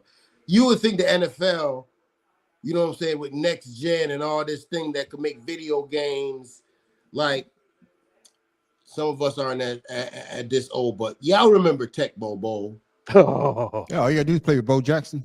Come on now, y'all remember? You remember blowing in the cartridge of the Nintendo? You got to make sure you got to go back to motherfucker playing with the wheel and the stick. That's Tim Dog age. You got this wheel, the rim, and the stick, and you just hit the reel. That's Tim Dog. So we going back to that far. Hey, don't do that, because we did that in Jamaica too. So don't get too far from yourself. You understand? Jamaica was on the time lapse. They were 2 years behind. No, he just reminisced of South Carolina. Are you saying Jamaica just entered the 1990s? Where I try to say? With that? I got you. Man. Where I try to say with that? No, but I mean, you brought it up. Listen, on Saturday mornings they can do sports science. You ever seen that? Yeah. The guy goes and he has everybody jumping and everything. Yeah. If they can do sports science, they can do that with the football. Yeah, before we move on, man. But like I say, though, with the referees, I think some of these referees, I think he done knocked this shit out. But fuck y'all. Oh, you got some janky ass shit. I got some great shit. I got some great shit. But what I got to say is that I think the NFL after this year, they're gonna go to more of replay assists on certain calls, because they make the game long, man. Is that a no, and I think because on certain calls, because we saw what Patrick. I think they're trying to go away from having the people saying that the game is rigged for certain teams. You know what I'm saying? It's like when Patrick Mahomes, the two players hit each other in, I think it's the Texans games, right? They all over, but they still got the flag. So that's what they're trying to speed the game up because, as you know, the replays is real quick now. What they need to do is they need to make sure that the quarterback slide before they get to the damn defender.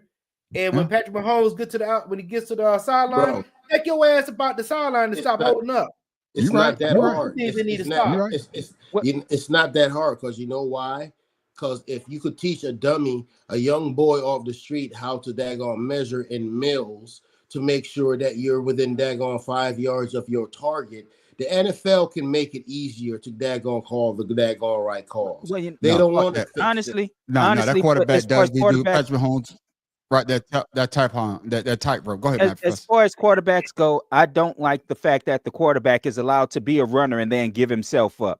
I don't like the fact. Yeah, I don't like that. I don't like the fact that he can intentionally ground the ball as long as he's out of the pocket and the ball reaches the goddamn. That's such bullshit.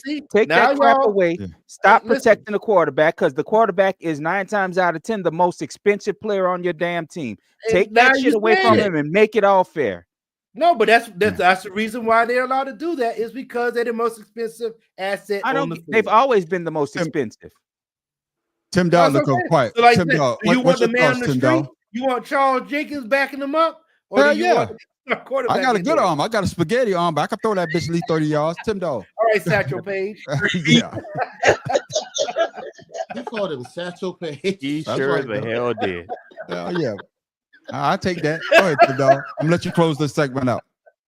What needs to be done is, the replay system has to be adjusted as well as, because you can't challenge a pass interference call. You can't challenge when the defender holds you and runs you down the field and they don't call it. If you're going to call something and you say the integrity of the game, call everything. Just because you miss it doesn't mean that it has to be wrong. If someone else is challenging it, then challenge everything. Not everything, but especially on something that's really important that's going to change the outcome of the game. I agree with that. Yeah, like that defensive pass interference against the Ravens player when the Bills defender clearly threw him down. Bills receiver clearly threw him down. Wait, let's go back to the beginning of the season when they were talking about the offensive tackles being too far back off the line. And some teams was getting it called Ravens, and the Chiefs was not. Well, it's time for them to the left tackle's always getting a half step before the play starts. That shit, they got to end that shit and call that false start. Because the Chiefs left tackle they run entire game. They run through that rule all game. Yeah. But let's go and keep it moving because y'all brought up a good goddamn thing. Y'all say the running quarterback needs to get hit. I'm not blurry. I'm fine. You blurry. No, your pixels look like you daggone back in the early 90s. He look like he putting them up himself. Like you on dial-up. We about to hear that daggone dial-up sound. Well, y'all might hear it. Fuck y'all. Shit. I'll go back and watch the goddamn video later. That's all right, then. I'll go watch the video later. You don't even know if your eyes open or closed right now. But they're open right now because don't try to steal my shine because I'm about to talk about your boy. Because let's talk about him, man, on the street. Let's talk about these cheating ass Eagles. Let's talk about him. You don't have no. Let's talk about him. Let's go. Let's go. Your defensive head coach. You said, don't have no face. You about to lose your job. Yeah, and that's when he just got muted. Like I said, y'all talk about coaches writing a check their ass can't catch. Your defensive head coach say what? If he runs the ball, we're gonna treat him like a running back, and we're gonna hit his ass. And then y'all go put the what? Goddamn shit on the Rocky statues. Every time somebody go put some shit on that Rocky statue, their team loses. So fellas, y'all know we got to talk about my boy. I ain't want to hear about that. Not quiet. We gonna talk about what these motherfucking Fly Eagles fly. Hurts is in. Fly Eagles fly to Super Bowl 59. The Philadelphia Eagles were ready to soar even before kickoff. Barkley, a little shovel. On the Eagles' first offensive play, Saquon Barkley breaking off a 60-yard touchdown run to send the Philly fans into a frenzy. Saquon! Touchdown! Barkley rushing for 118 yards and 3 touchdowns on the day. In his first season with the Eagles, he's been a major reason why Philadelphia's back in the Super Bowl for the second time in 3 years. I always dreamed about it, but the dream wasn't just getting there. The dream was winning it. The ball's out! Philadelphia, did they get on it? They did! 22-year-old rookie running back Will Shipley forcing a big fumble late in the first half. And Will Shipley just gets his face right on the ball. And scoring his first touchdown in the NFL. Touchdown! Philadelphia quarterback Jalen Hurts celebrating with a well-earned cigar as the Eagles beat the Commanders 55-23. First of all, you and get on the 2 street thumbs is down for frozen. that Oh, bullshit. shit. Guy's ass froze. All right, we back. Yeah, now I'm back. Now I'm on my I'm gonna damn give you shit 2 machine. thumbs down for that bullshit. Everybody No, be quiet. you Let, good. let him have his moment. No, I'm not gonna have my moment because this is the question right here, though. The Chiefs now have a chance to make history and win an unprecedented. My That's not a bad, fellas. No, this is the question right here. Now I'm coming to you first, Pharaoh. Yeah, Since you then wanna give talk me shit. everything. I got all No, kind no, of no, answers. no. I'm coming to you first. Did the veterans players on the Commanders let the rookie quarterback Jane Daniels down? Because all the veterans was the ones with all the goddamn Absolutely. turnovers. Yeah, No, that's just the absolutely. Pharaoh. Go ahead, Pharaoh. Go Yeah, ahead. absolutely. Listen, he showed up. Jane Daniels showed up. But when you turn the ball over 3 times in your own territory and they score and they get 21 points off of those turnovers, what are you supposed to do? What are you supposed to do? Right. Like damn. So even the interception at the end of the game, that don't count because you know why? He's just trying to make something happen when they getting their ass handed to him. Yeah, so fumbles was unnecessary, especially with Eckler. That's the one that really hurt for the fact that they were actually only down 11, and if they would have held on to that, drive down there, now what? You within 4. If you get the score, now it's a different game. But when that shit turned over, it was over with. All right, then shot it. Now, I mean, how long was the defense on the field? About 85 minutes of the goddamn game. So shit. It's only 60 minutes in the game. Bro. It was on the field 85, Chuck.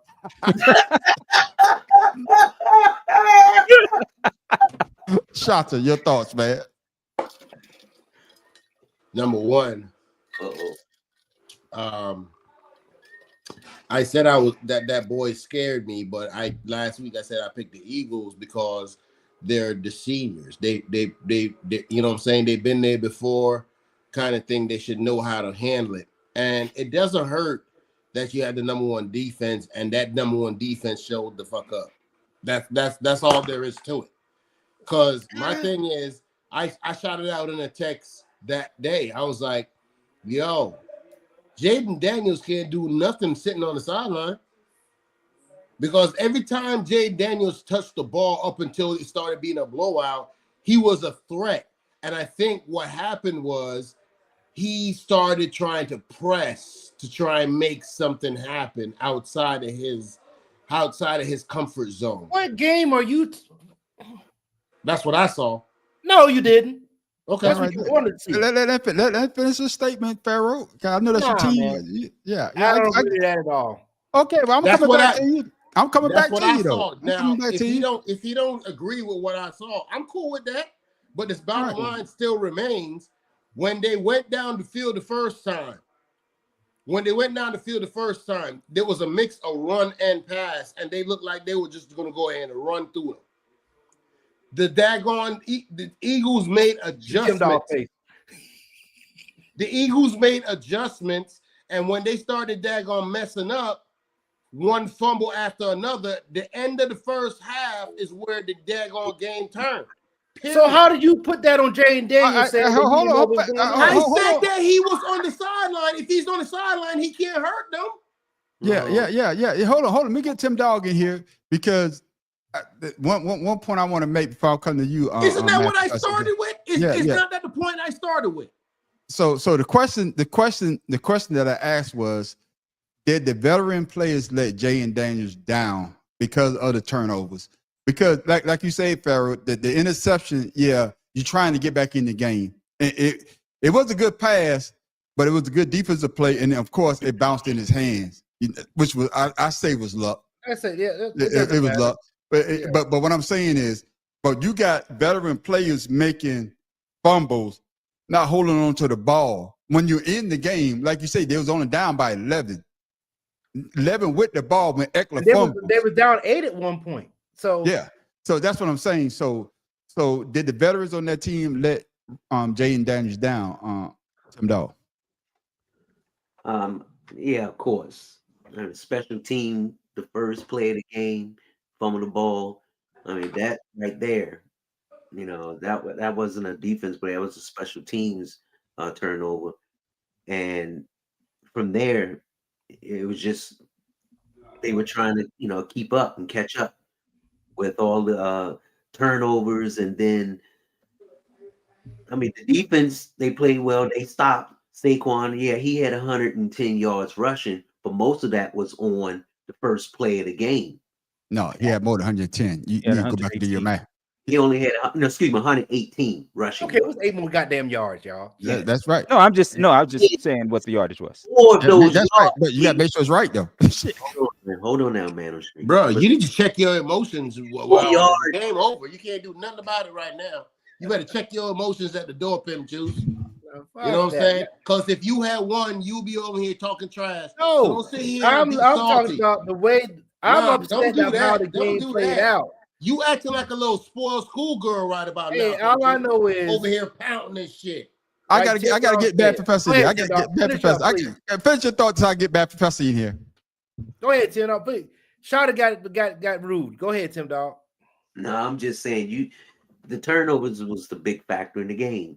And then once it came fourth quarter, you know, when that last turnover, I'm like, what the fuck? And then like Farrell said, Jaden, he was trying to make something happen when nothing else was working for him. And I got you. Shawty, that's not it. Don't put your hands out there. All right, so what do you think? Did the veterans? I'm coming to you, Matt. Did the veterans let Jaden Daniels down, or was it a team effort? I was going to say the entire team let the man down. Okay, because like you all said, you can't fumble 3 times, lose each fumble, and 2 of them within your own territory, giving the Eagles a 20-yard field, and think you're going to win the damn good. Well, 3 of them, but I'm talking about the 2 in the first half, because those are the 2 that did it. Oh, right. And where was Daniels when those happened? Getting 9 penalties compared to 5 is also something that you cannot do. And I don't remember Jaden Daniels getting any one of those damn penalties. Thank you. It was like I said, it was a total team effort in the loss. It really was. Jaden Daniels played his ass. He played better than I figured a rookie would in a title game. So I mean, he played his ass off. The rest of the team should give back every gift he gave them, including his offensive line, because they sucked ass this game. Yeah, they should give back every gift he bought them. He's talented enough. Can I get in here because he's Tim Dog? How many touchdowns did Jaden Daniels run for? Oh my God, man! No. This not for you, Farrell. This Tim Dog, because he tried to splash some shit in there. No. What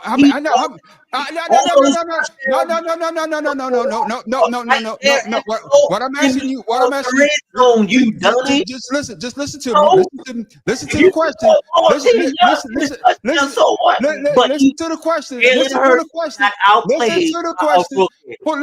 question. Listen to the goddamn questions. Listen to the question. How many rushes touchdowns did Jaden Daniels rush for? One, right? No. Okay, Matt Professor. Since he had 3 rushes touchdowns. Matt Professor. That don't mean nothing. Matt Professor.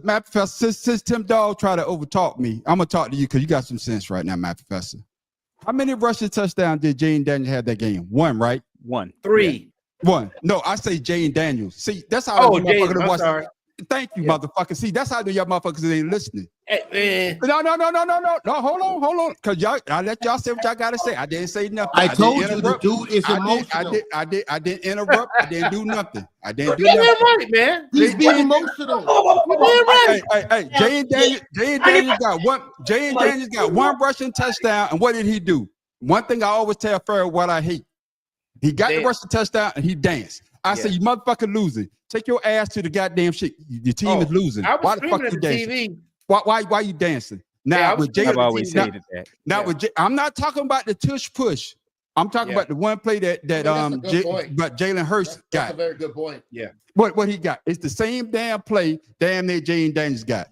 Jayden Daniels threw for one touchdown. He threw for one, right? Yeah. Jalen Hurts threw for one. So what the fuck Tim Dawes talking about? He got outplayed. Man, you don't know fucking football. Shut the fuck up. Shut the fuck up when you talking about you know fucking football because you don't know shit. Because if you don't count the tush, if you don't count the goddamn no, if you don't count the goddamn tush push, if you don't count the goddamn tush push, him and Jayden Daniels played the exact goddamn game. It was the same thing. But your ass just sorry. Your ass just sorry because you don't have another goddamn team to pick. Because the Baltimore Ravens are home. Now you got their Commanders are home. Now next week you will have a goddamn Chiefs jersey on because that's the bitch you are. Yes, the man in the street call you a goddamn bitch. Yes, because my God, you take it, it's a goddamn bitch. And I want you to stick coming to your goddamn mouth because you want to say some shit. You know what I'm gonna do? I'm gonna shut you the fuck up. Now you gonna listen to me, bitch. Don't say shit. Hey, Shada, and you said I'm emotional. God damn. You said I'm emotional. Jalen Hurts, 246 yards. Jayden Daniels, 255 yards. Saquon Barkley, 118 yards. No. No, you talking about the quarterback. You talking about the motherfucking quarterback. You say that the quarterback, he got outplayed. That's why I say your bitch ass don't know shit. Shut your fucking ass up. You need to put some goddamn hearing aids in you can get a fucking game. Goddamn hands good over your goddamn ear. You always got your goddamn mouth. You always got your mouth on trying to get a dick in it. I'm gonna pull my dick out your goddamn mouth, you little bitch. You don't know shit about football, so shut the fuck up. How many yards a game does Saquon Barkley average? I'm not talking about Saquon. You say the quarterback, bitch. Oh, the goddamn quarterback, bitch. You said he got outplayed, and I just shut your bitch ass down. The man on the street shut your bitch ass down. I'm coming to Baltimore because you ain't gonna do shit. Well, don't worry. Tim Dawes, for be more careful. You're not gonna do shit. Saquon Barkley. Now back to our prelim. Now back to our prelim program. Damn, don't worry about it. Damn, game's over. There's a bunch of sore losers on here because they got beat by 50. The most points he goddamn how's a sore loser? If I'm not mistaken, the Eagles still only have one Super Bowl. Got it. Yeah, we got one later than you and got. It just happened to be recent. So, No, what are we talking about? Let her shine. Because what are we talking about? Go ahead, Shanta. Hey, that's why you can pull back on. Hey, that's why he didn't come over. Hey, you usually get together on Sunday, wasn't right? gonna come. No, because he knew that bitch was gonna get whipped. Go ahead, Shanta. Go ahead, Shanta. I'm gonna let you have the floor. Hey, I'm gonna tell you this: if you would have came up to the front door, I wouldn't even let your ass in. Don't worry, I was still outside with my goddamn portable TV and watch it outside and talk shit at the same time. Go ahead, Shanta. Bro.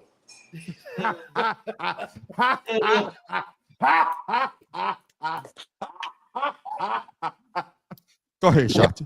Yeah, emotional as all get out. That's why I had to get on my car. That's the man on the street. He always emotional.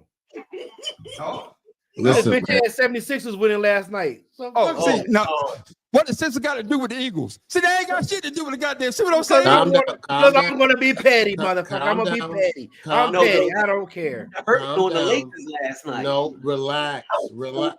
Relax.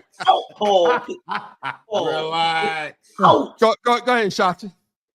With the Embiid in the street clothes. Yeah, the fuck up, man. Yeah, but they whipped the shit out of the Lakers. Relax. That's because Glass Joe was on the side. Yo, relax, man. Just relax, man. LeBron James, he got the top 5 Yo, scored. Hey, go ahead, Shotzi. The floor is yours. Mr. Man is talking up. The floor is yours, Shotty. Go ahead. You done? Yeah, I told the floor is yours. Oh, okay. Because Tim Dog, I'll act like him hard of hearing.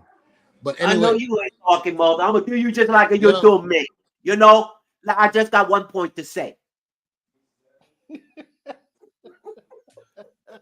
You finished or you done? What the fuck? Did you finish? I will too. Yo, real talk. It was a good game. It was a good game. That's all there was to it. Good game. I think Jaden, like I said last week when I picked him, I said, look, the Eagles are the seniors. You know what I'm saying? So they've been there before. So with the addition of Saquon, they should win the game. Now, I didn't expect them to do that, what they did, but I mean, here's what it is. I mean, he's a rookie. He's playing the NFC Championship in the first year, so you got to get a boy props. But that's why. Ready. But no, it's not about him being ready. That's why the original question coming to you, Matt Professor, is this: Did the veterans let the rookie down because he played a decent game? I say no. Okay then, Matt Professor. Well, yeah, I already said it. I said the entire team let him down. That was what I said. Yeah. Okay, and I said the same thing. All right. Hey, the best. You know what the best player on the team was? The goddamn punter. Right, averaging 45 yards a punt. No, he remember he did the fake punt. Yeah, and the throw. Yeah, that's right. That was the best play that they had. Bro, the team that was supposed to win the game won the game, man. No. I didn't say that. Now I said I'm only picking Washington based off of that's my team. Right. But the team that was supposed to win won. And I'm not saying that. It's how they won and how the veterans, like the man on the street said, even if they would have lost by the 6 points, I'm still happy because they're there as underdogs throughout the playoffs. So I'm cool with that. It's just how the veterans I'm let not down. mad at you, and I'm gonna go ahead and I apologize. That's your team, but look, at least you have something you can build on. I have Baker Mayfield. Stop acting like Baker Mayfield didn't win the NFC South. Yeah, he won the NFC. That's right, bro. 2 years in a row. That. Yeah, 2 years in a row now. Don't act like that didn't happen. And this. Hold on. Okay, no. Well, let me ask Shada. Would you prefer Baker Mayfield or Derek Carr? I'll take Baker Mayfield. And I'm not a Baker Mayfield fan. And that's what he about to say. So Shada, just stop. When you stop breathing, and when you stop breathing, you know when. right. I'll take Baker Mayfield. I'll take Baker Mayfield. Now, the only reason y'all will take Baker Mayfield is because that car stayed tipped up. But outside of that, no, it's a wash. No, I would take him. I would take Baker Mayfield because I would take Baker Mayfield over Derek Carr right now. Right. Yeah, okay. I take that. I take that any game. Yeah. Okay. Any game, any situation. Remember, I told y'all at the beginning. Yeah, y'all know. I told y'all at the beginning. I said Baker Mayfield will never be a Super Bowl quarterback. He does not have the temperament. We agreed with you. We agree. We all agreed with you. But the Matt Professor asked which one would you take? I would take Baker Mayfield. I'm just telling you. Hey, just I'm not. But this right here goes out to Tim Dawes since he want to talk shit.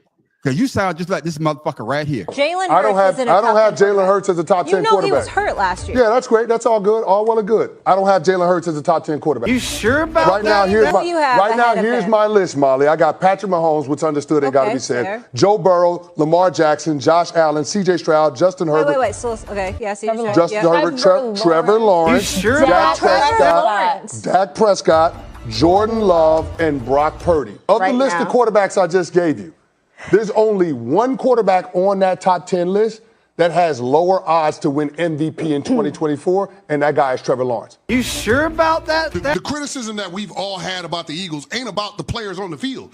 It's been about the coach. I had Jalen Hurts as a top 10 quarterback coming into this season. I'm just now looking back at my notes. I also had him outside the top 10 at one point. No, I had him as a top 10 quarterback coming into the season. I'm sitting here looking at my notes. Yeah, there's clips online from First Take and this show of you saying, I don't have Jalen Hurts in the top 10. Okay. That's a Bad lying Professor. son of a bitch right Bad there. Ain't it? Professor. Who that sound like, Bad Professor? No, shit like me. Oh, Bad Professor. Who that sound like, Bad He Professor? stand on the tree. God damn. Holy cow! Oh, That this dude was a lying tool, piece of ain't shit it? here, man. That's the Bad Professor time. Let's Bad Professor. Oh my God. What? No, hold on. I don't even want to talk about who he sound like right now. I just want to talk about how this pickaninny ass Negro want to sit there and say he argue with people that Jalen Hurts out. What's the word Uh, that you use? Pickaninny ass nigga Yeah. Pickaninny. who put a bunch of nothing ass, no winning ass white quarterbacks on his list rather than Jalen Hurts, who has already been to a goddamn Super Bowl. None of these niggas have even won a playoff game. And this pickaninny want to put them Joe on. Burrow went to the Super Bowl. We got to give Joe Burrow Except for credit. Joe Burrow. Yeah. But goddamn, Chris Canty, you a sorry ass bro. I mean, God, bruh. Yeah, you are trash. straight out of New Orleans for sorry real. ass. He's trash. Yeah. He said Trevor Lawrence. Yeah. Farrell, Lawrence. go ahead, Farrell. Oh, Trevor Lawrence. Trevor Lawrence. He said Pickaninny. Justin Herbert, who ain't won shit. Oh shit. And yeah, Lamar Jackson's number 2. But Lamar Jackson's legit though. 2 MVPs, might win his third. He's legit. I can't. Yeah. I can't. I can't. I say 2. I just He got can't 2. with You don't have 3 yet. Yeah. Oh, he's That's gonna why I know have. you. He's That's gonna why have this 3? motherfucker don't watch sports. He only got 2. If he win No, it what this he's year, saying this is will be a this year third. he's gonna get his What I'm third. saying, No, no. Don't tell South Carolina educator what I'm trying to do. He doesn't understand sarcasm. No, because I hate to tell you that they're gonna give it to Josh Allen. They already, even though they should give it to Saquon. Even though we all know that Lamar Jackson should win the goddamn MVP.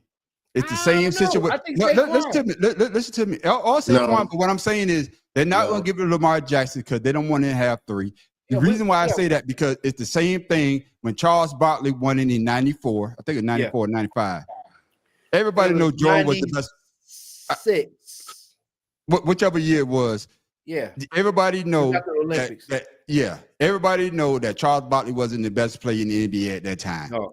We know it was Jordan, but they gave it to Charles Barkley. So they're not going to give it to Lamar. If they do give it to Lamar, I would be shocked. I didn't mean to cut you off, Carl. What you were saying? No. I think Saquon deserves it. You 2,000 yards going to the Super Bowl. How you gonna give it to somebody else? Yeah. See, that's my pick too.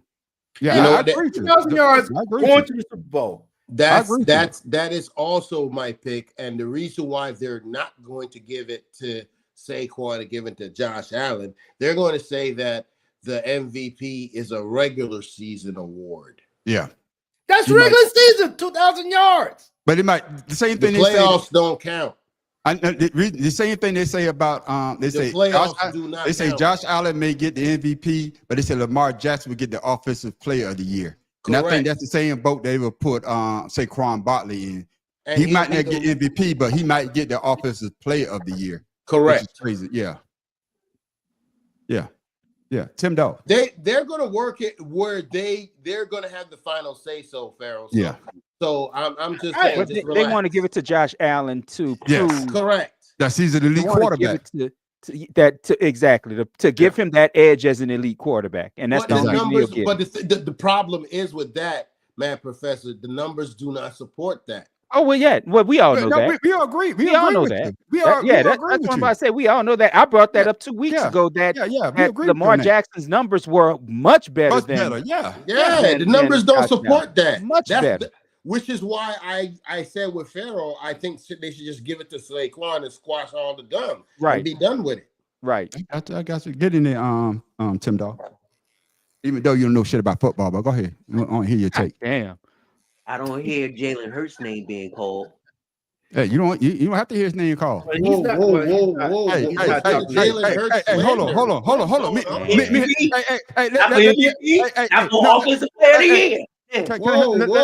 Let me help you out. Let me help you out. Is Lamar Jackson playing in the Super Bowl? Doesn't matter. No. Is Lamar Jackson playing in the Super Bowl? Doesn't matter. Yes, it does matter. It does matter. Jalen Hurts ever win MVP? For the Jalen next Hurts, two, technically, for the that's next not 2 a- weeks, no.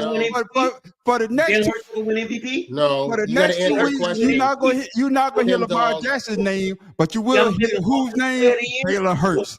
Tim Dog, you gotta answer the question. That's a Your fact. take doesn't hold water.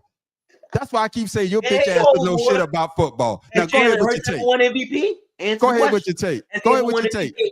No, he Nope. haven't won MVP, but he All been to the right, Super Bowl. shut the hell up there. You don't know fucking football. Why He been not? to the Super You Bowl. got, I mean, you gotta look at. Hey, Cam Newton won MVP and didn't win the Super Bowl. So, Exactly. But he been to the Super Bowl. But Exactly. Farrell, you got to end it with that though. Yeah. The quarterback for your team, one of your teams, Yeah. they go to the last dance. Win So or that's lose. what I'm saying. So MVP go to the Super Bowl. Josh Allen MVP doesn't make it. I get it. Lamar Jackson did it. I get it. But Lamar But his Jackson, numbers support- his numbers MVP, support and don't go to Super Bowl. It doesn't matter. It's all about the last dance. It won't be Why? Jalen Hurts. Why do you think they do not reveal the MVP till after? Because they know that we're going to have these kind of arguments, and at the end of the day, they're going to do what they want to do. Regardless. No, Shasta. Let me help you out here. It's not about at the end of the year, Matt Professor, because Tim Dog, it's not about that. Lamar Jackson has won 2 MVPs. Yes, he was the most valuable player on the goddamn field the 2 times that he won it. He may win it this time as well. But the thing that I'm trying to get Tim Dog to understand is Lamar Jackson, I don't even think he played in the AFC. No, he did play in one AFC championship game, right? That was last year. Yeah. Last year. But he never got to I don't give a damn how many MVPs you get. If you don't get to the goddamn dance, to try to win it doesn't matter.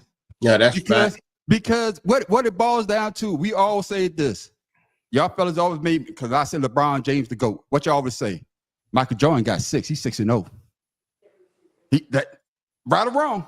I don't say that. But No. But what I'm saying is LeBron is 4-6. So I can't say shit about that. Lamar Jackson hasn't even got to the dance. So I don't give a damn how many MVPs you win. Yeah, I don't give a damn how many MVPs you win. If you don't get to the goddamn dance. Honestly, I'm looking at both of their numbers this year.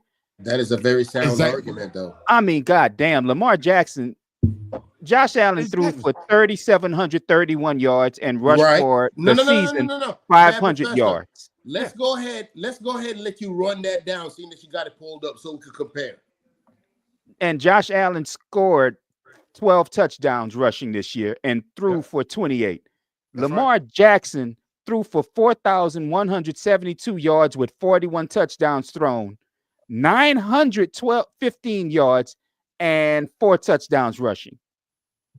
Not so even who close. had a better year? Yeah, not Lamar even Jackson. close. But this is the point I'm trying to make Tim Dog understand. You gotta make me understand that. Yeah, no. Lamar Jackson is where? Probably in Cancun. Where's Josh Allen right now? Home. But where is Jalen Hurts? He's coming to your town. Nah, they he's down coming to New here in Orleans. Orlando. They're down here in Orlando. I'm just saying, I don't give a damn how you slice it. My winning quarterback, goddamn second round pick, is in the goddamn Super Bowl MVP or not. He's my MVP. That's all that matters, because he got the job done when he needs to get it done. I was looking at the list of quarterback MVPs. Phillip Rivers is the only one that's on here. God, please, Lord that Jesus, don't- got an MVP but never went to God. the Super Bowl. I'm gonna say this. This is a trivial question. You know, Jalen Hurts is there's only been 8 other quarterbacks besides Jalen Hurts to make it to the Super Bowl twice within their first 6 years. There's only 8. I don't give a damn how you slice it. He's one of those 8. Yeah. How you slice it. It's all about getting to the dance. Now, the key to the puzzle is you want to get to the dance, but you also want to break that puzzle and come out with the ring. Right. Because, like Matt Fest always tells me, LeBron is 4-6. So it's like that's just it. Well, You get to the dance, but you gotta win it. Nobody remembers the losing team either. Nobody remember losing unless team. they're the Bills who've been 4 straight. Oh yeah, Come on, yeah. come They on, made it. come They on, made man. history. Yeah. Stop tearing off band-aids and stuff. Stop doing that. They So, finally fellas, won. Hey, they did it. Hell, we had nothing to do with that. I got the last question right here, fellas, is this. And watch the video. Y'all let me know. The Chiefs now have a chance to make history and win an unprecedented 3rd straight Super Bowl. 3 Chief, a Chief Pete, whatever it is, they're about to head to New Orleans. Now, I know I said I'm going to be out of town next Wednesday, so we're going to do this Tuesday night, fellas. Y'all up to it. Yeah. We're going to do it a day early because I'll be flying out Wednesday. So You say it's that. too, right? But yeah.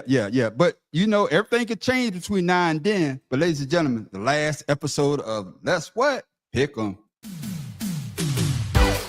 That's Pharaoh's song. I've been drinking. There it is.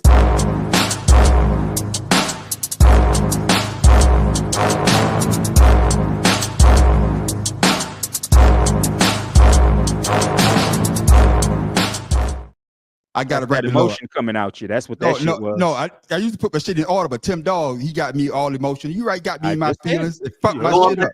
I'm doing my job. Shit up. But this is it's not be the last Let's Pick 'em because you could change between now and next Tuesday. So Pharaoh King, Super Bowl, who you got? Even though the Chiefs are going for this 3-peat, I don't think it's ever been done before. I know it's been done in the NFL before they merged to the Super Bowl, I believe. I could be wrong on that. No, That's 3 teams. Yeah. Has a team won. That's what I'm saying before. Not in the before Super Bowl era. Green Bay merger. But that's what I'm saying. Before the merger, I think a team has won 3 NFL championships. Yes. But never 3 Super Bowls in a row. So Correct. And you can also change by next Tuesday. Do you see the Chiefs winning a 3-peat? So I'm gonna say that they're only a 1.5 favorites going into this week. The Chiefs. And you know how it was the Patriots were 17 undefeated, 17-0 undefeated. Yeah. For the simple fact that even though Saquon rushed those 2,000 yards. Pharaoh, you say something, but what was the Giants they wild card. Wild card team. They were 97 that year. Both times. Yeah, they're 97. Yeah. So I'm just picking the Chiefs solely based off of Taylor Swift, the referees, right. the NFL, the history, Andy Reid. Yeah. They just got too much riding on them in the Super Bowl as opposed to Philadelphia. I got you, Matt Professor. Excuse me. The Buffalo Bills rushed for well over 100 yards against the Chiefs. Well over, with James Cook leading the way with 85 yards, Josh Allen 39 yards. If I had picking right now, I'm gonna pick the Eagles because of that running game. Jalen Hurts can run. We damn well know Saquon can run. The Chiefs haven't stopped people running all fucking year, and that's been their Achilles heel that's been their Achilles heel 3 years running. Yeah. So if I had to pick right now, I'd say the Eagles because of Saquon Barkley. I got you. Shot you. As much as that hurts. This game could end in a tie, and I wouldn't give a fuck. Nah, it ain't gonna end in a tie. It can't.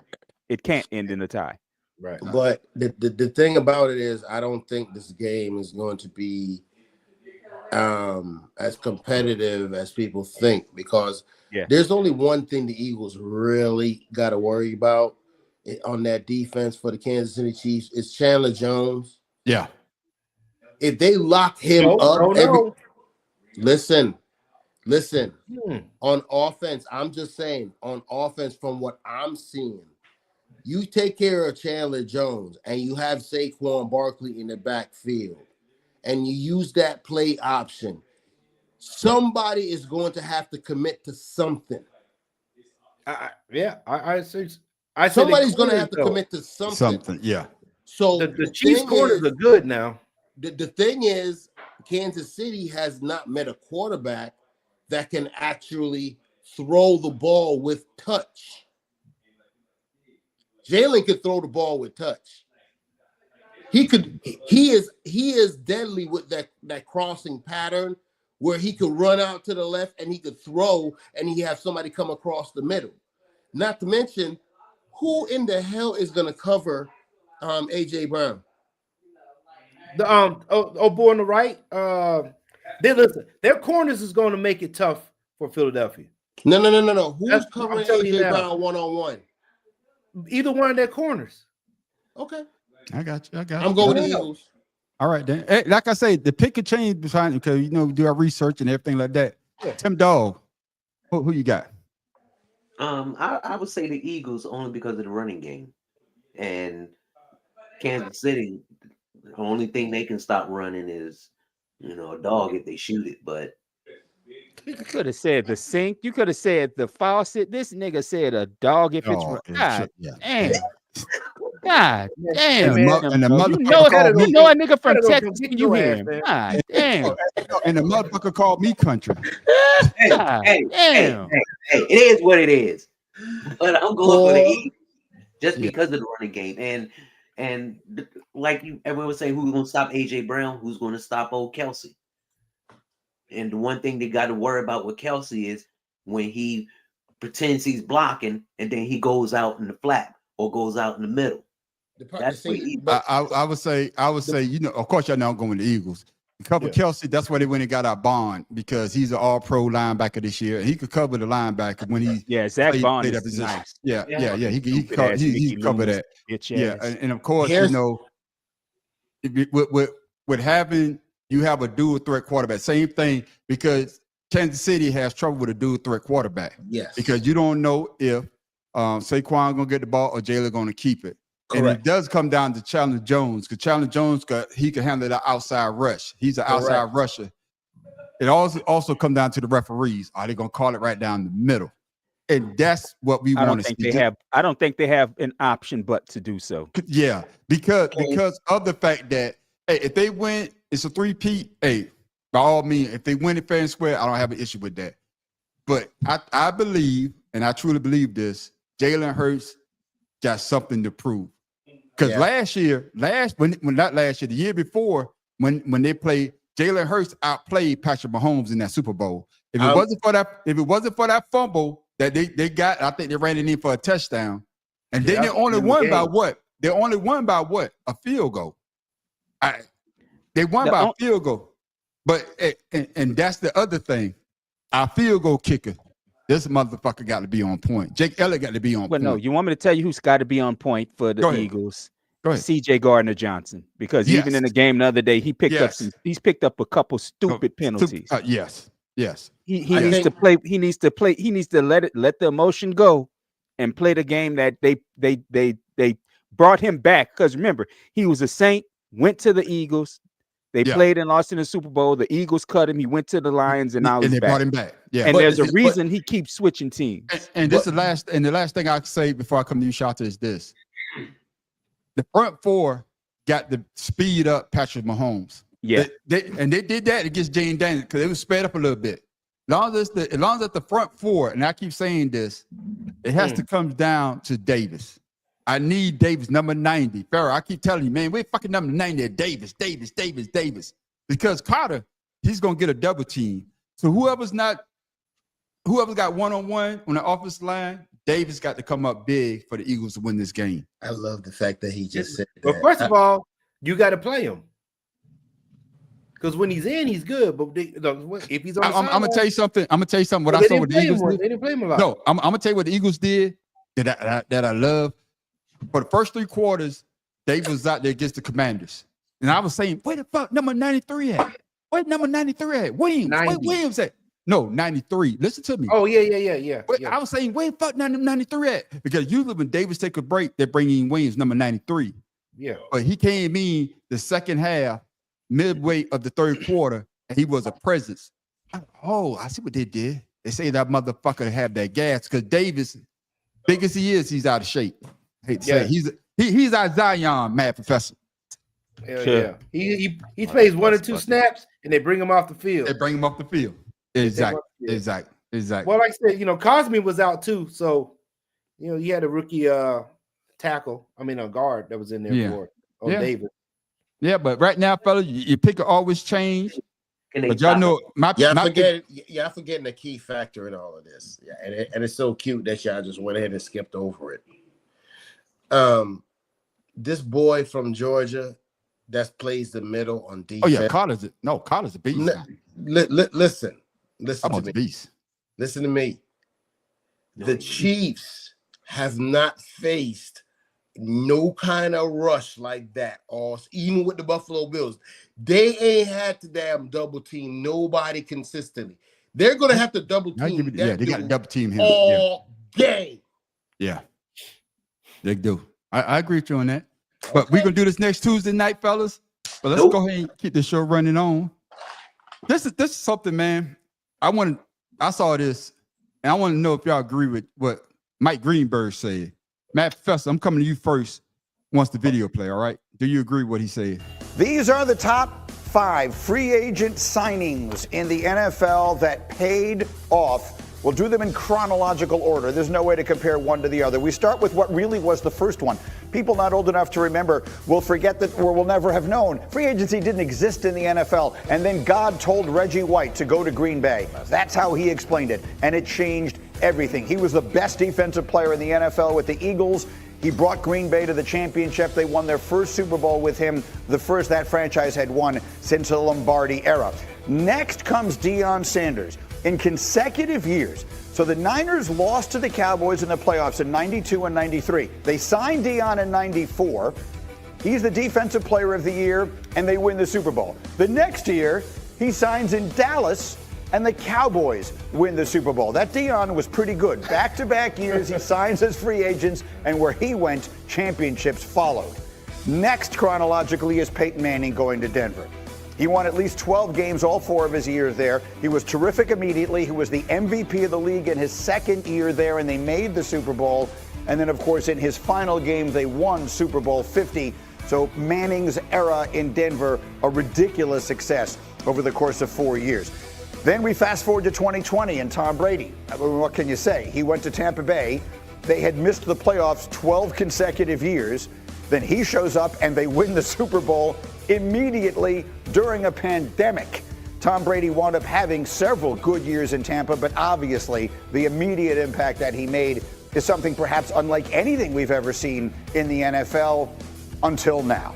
Saquon Barkley then joins this list, signing as a free agent with the Eagles, ran for over 2,000 yards. He's a finalist for MVP. He's a finalist for Offensive Player of the Year.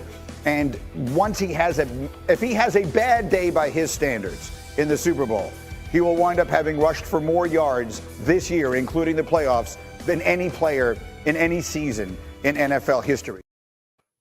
Professor, do you agree with that list? Not at all.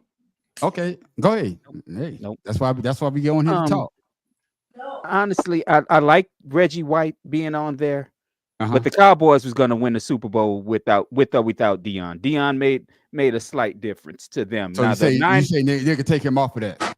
You can take him off of that and they still win. I know he was Defensive Player of the Year, but you could take him off that list and the Cowboys. You're going to replace him with?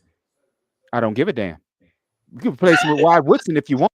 They still win the Super Bowl. That was a stacked team. If you notice, Deion went to 2 stacked teams. Mm-hmm. Yeah. So either way it go, I think either one of those teams would have won. I'd have replaced. Let's see, what was the other one? They had it was Reggie White, the first one, Deion Sanders, Peyton Manning, then Tom Brady, again, another one, and then Peyton Manning. I fuck Peyton Manning. Y'all know how I feel about that piece of person. Reason I agree with you on that one with Peyton Manning because his arm wasn't as strong. He had a limp noodle. He had a limp noodle. It was just like when it was just like when he had that neck surgery, right? He had that neck surgery. He had neck surgery, and it's just like with Terrell Davis. That was Terrell Davis was there, ready to go. No, Terrell Davis wasn't there, but that wasn't even the same quarterback. Terrell Davis was with Elway. Elway, goddamn shot. Oh my bad, I'm tripping. Yeah, I'd have put honestly. I don't know how he left Drew Brees on that because do you think the Saints would ever win a goddamn Super Bowl without Drew Brees? But that's a good one, man. Goddamn, I mean that was. I don't know how he left that off of there. Yeah, that's a good one. Drew Brees. And that's for Top free Saquon agent pick, Barkley. yeah. Unless they win, you can't put his. I mean, you can put his I name got on you. there, but you can't. I got you. So, I got so you. I agree with you. Saquon could have been left off there. They could have did this list in 2 weeks, and the Eagles win and put Saquon on there. I got you. But not Well, right now. The fact of the matter is, you're never going to find an argument with anybody when it comes to Drew Brees, because you got to understand. Drew Brees was coming off of surgery, and he was a starting quarterback with the Chargers, who didn't want to sign him. The Saints signed Drew Brees while he was still in rehab. Exactly. Yeah. So what I'm agreeing with you, Matt Professor, is you could leave Peyton Manning on there, but I agree with you with Saquon, take him off because they haven't, you got to close it out. But Drew Brees, I forgot about Drew Brees, free agent pick by the Saints, especially coming off. First year they like went to the NFC title game. Yeah, I'm talking about coming off, like you say, surgery when nobody wanted him and they thought he was done. They thought he was done. You know what I'm saying? Farrell, what you thought of the list? I agree with Matt Professor. Only Reggie White because he's the one that fathered the free agency. Yeah. He started it. But what about Doug Williams? Yeah, that's what I was going to say. That's another good one too. I mean, that's a good one. Yeah, that's another good one now. That's another good one. I agree with you on that. Yeah, but so I think everybody else. I think everybody people's argument Peyton Manning. I think the argument is going to be against. Both can't talk at the same time. Let him finish. Let him finish. What'd you say, Charter? What'd you say? No, I said with Doug Williams, he was a plug and play. You got to understand, he already had the posse set up there. Ricky Williams was already there. I mean, Williams was his last name. I can't remember. His first name Ricky, but Art Monk. You know what I'm saying? Gary Clark. All of them was there. He had a deep. Come on, the Hogs, bro. They're legendary. Okay, so you're not making a point for the fact that they wasn't going anywhere, and he ended up coming off the bench anyway. No. I'm not taking that away from So him. I'm saying, like, all these teams already were ready to go. That's why there's a top free. That's why they top 8 free agents. Yes, right. We're they just needed saying they needed the extra piece to get them up the hump. That was the extra piece. But Doug Williams was not the starting quarterback when he won the Super Bowl. No, Jay Schrader was. Okay, then. So that's still a good sign. That's right. Yeah, I forgot about it. I agree with you on that one. I agree with you now. Go ahead, Shot. Nah, that was the only point I brought up. Okay. Good. All right. But no, I was like with Tom Brady, they were set up for him be the first team to host the Super Bowl and win it. Yeah. Coming out of retirement.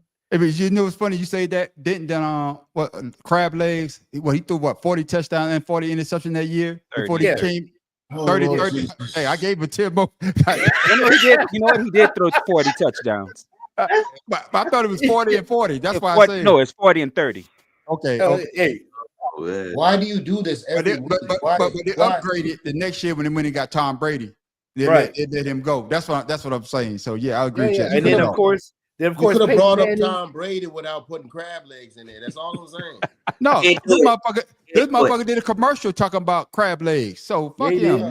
Yeah, he did a commercial about it. Yeah, he's keeping it real. Yeah, and then he talking about the first time he went to Philadelphia. He said first time I played the Eagles, he said I don't know how the motherfuckers got this shit in the goddamn stadium.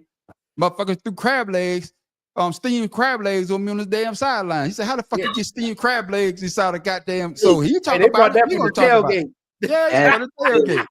Yeah, but go ahead. Like I said, I agree with Matt Professor though. Like with Peyton Manning, it was set up for him. The team was there. They already had a great defense. So and then they had one of the best. Derek Thomas for the receiver, top receiver. Not Derek Thomas. Derek Thomas, a linebacker. I knew you talking about. You talking about Derek Thomas was a linebacker for the Chiefs. No, I know Derek Thomas was linebacker. It wasn't Derek. No, his name wasn't Derek Thomas. I knew you talking about though. I know you talking about his name, but yeah, he was. Yeah, but his name not Derek Thomas. Derek Thomas, the linebacker. I don't rename him. Hey, my bad, dog. Yeah. Rest in peace, Derek Thomas, number 58 for the Chiefs. Well, I mean, and Thomas 88 for Yeah. So I'm just saying, everybody else is kind of set up to win in that sense. So that's right. But until like Saquon, they got to win in order to be on this list. That's right. Tim Doe. I mean, there could be others that have been on that list that what about some receivers? Who was it that went? No, that wasn't him. But anyway, I don't like. No, I'm just saying I don't like Deion being on there because he was an opportunist. Just like when he went to Washington, got that money and didn't do anything, and he was hurt. He didn't do shit. He ain't do a damn thing. Even with the Ravens, he didn't do shit. Got paid. No, he got Super Bowl. He got Super Bowl out of it though. Slander? No, but now, can I say this though? Can I say this, Tim? What's Before you with the finish Deion this? slander? No. Can I say this though? But what's that? Is it Deion's fault or is it the team fault for giving him that money? No, I didn't say anyone's fault. I didn't put blame on anything. No, you say he went to Washington and he took that money. So I was just making a statement. I wasn't. I mean, hey, I was taking it too. They would offer it. I got you. Washington gave that. Washington gave that defensive lineman all that money. Haynesworth came out of Tennessee. But I'm gonna hear Tim Dog final thought. I mean to cut you off. Go ahead, my brother. No, you good. But other than that, Peyton Manning, he went from the Colts to Denver, and they were already set up. But Reggie White is the only one I can see legitimately. And if Saquon wins the Super Bowl, I can say legitimately should be on that list. The only reason I could understand why they let Peyton Manning go from the Colts because he had the neck surgery, but they had a goddamn baller. Yeah, wait a minute. They had Andrew Luck. They had Andrew Luck. Who didn't? Didn't Kurt Warner do the same thing? 5 seasons. He's like, my health is too important. How you mean? Didn't Kurt Warner do the same he retired when because he got hurt. Greatest show on turf? No. Kurt Warner was already on the team. Yeah. You were on the team. Trent Green was the starting quarterback. Trent Green got hurt. And the dude had the press conference. He even cried. Yeah. He said he even cried. He said that we're gonna rally around Kurt Warner and we're gonna play. The ex-coach for the Eagles. Oh shit, what's his name? Fisher. But you know I'm talking. No, not Fisher. Vermeil. Dick Vermeil. Yeah, he said we're gonna rally around Kurt Warner and we're gonna play. And that's what Kurt Warner took off. The Broncos receiver y'all thinking about was Demaryius Thomas. No, Demaryius Thomas. I know you talking about somebody else. That's not Dick Vermeil. Dick Vermeil was the head coach of the Philadelphia Eagles in the 1980s. He was the one that he did that movie with the dude came up the goddamn. He opened up the goddamn shit. Played as the you know what I'm talking about, Unstoppable, some bullshit like that. But yeah, you talk about the dude from y'all with the playoffs, Matt Professor. What's the dude name? What happened? Playoffs. Wasn't he coaching y'all? That was Sean. Not Sean. I'm sorry. You know what I'm talking about though. He was an old ass man. I know that. His son the coach. I can't think of his name. But you know what I'm talking about though. But I think he's coaching y'all. Yeah. Him and Kevin Hart got the commercial now. He talking about playoffs. No, he never coached the Eagles. But yeah, he coached the Saints. Chargers. He coached the Chargers. No, he coached the Saints when he did the playoff shit. That's what I'm saying. That was when he was coach. Huh? No, it was the Saints. I'm sorry. Yeah, it was the Saints. It was the Saints. Yeah. I'm about to kick all y'all goddamn football schools. No, because I'm trying to look up. I'm trying to look up the Rams coach when they were the greatest show on turf. That's Mike Martz. Mike Martz. No, he was the offensive coordinator. No, he was the coordinator, and then he became the coach when they became the greatest show on turf. But they won the Super Bowl with Dick Vermeil. Yeah. That's what I'm saying. He was the offensive coordinator, but then he became man. Yeah. I got you. Oh, excuse me. Fellas, it's that time. Oh shit, we got some shit here. Oh shit. But of course, you know the team that broke the Rams, the greatest show on turf's records. Saints. No. Yeah, 2011 Saints. I thought it was but they didn't win the Super Bowl. No, the Saints. I was gonna thank the Patriots because they put up all this number with Randy Moss. Actually, the Patriots didn't put up a whole bunch of numbers that year. Okay. The Patriots never put up a bunch of numbers because they suck. All right. Drew Brees was airing that ball out that year, boy. Since Farrell didn't come on and watch the game with me the other day, I thought it was only for me. Fellas. What are you laughing for, man, Professor? Fellas. Because he keep trying to dig at you, bro. Yeah. I'm going to dig this motherfucker to the Super Bowl over. Fellas, it's that time for Did You See That?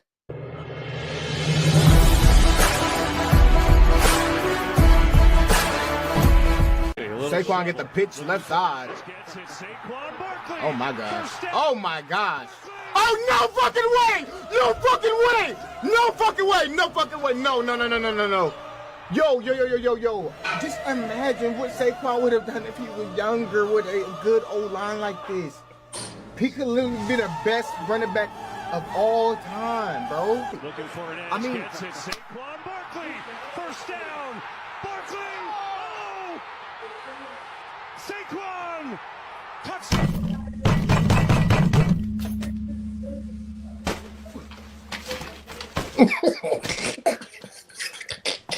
I mean, it is what it is. Like, we had a great season.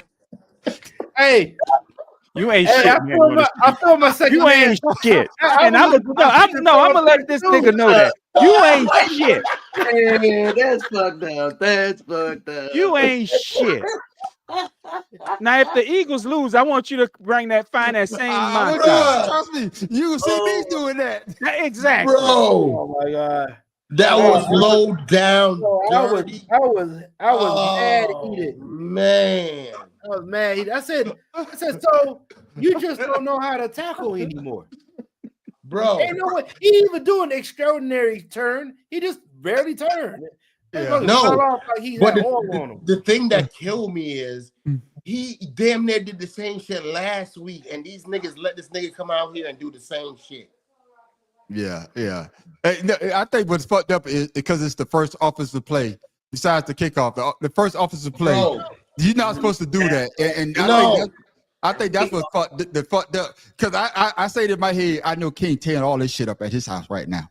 I say to myself, if I didn't work hard, if I didn't appreciate my shit, I need a punching bag just like your boy.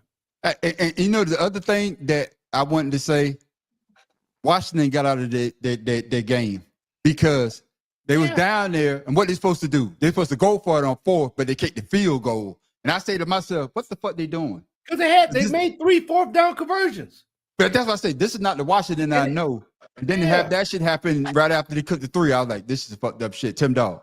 I said people falling over each other like they ain't never played football before.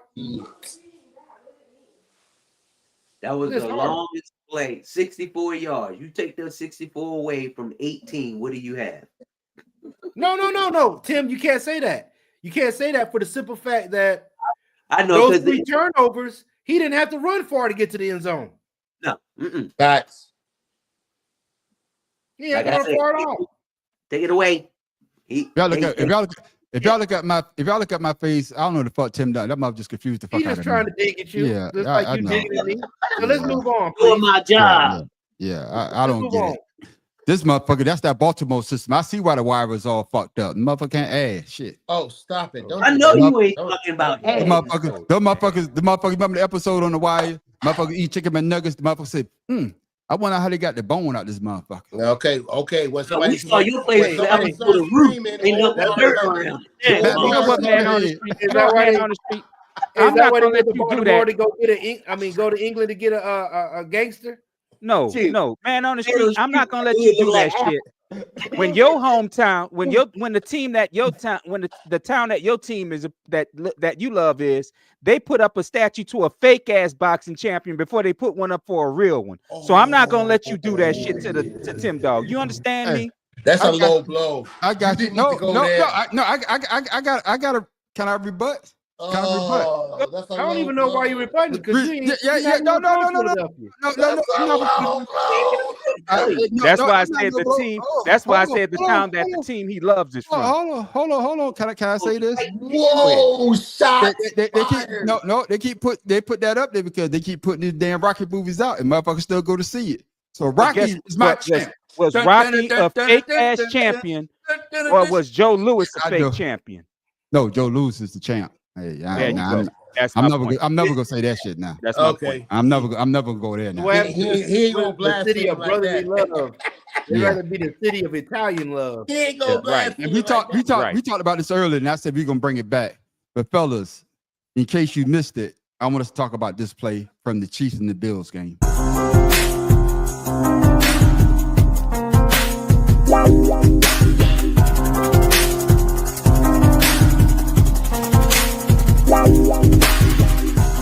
On Kelsey. Someone's got to pop out now.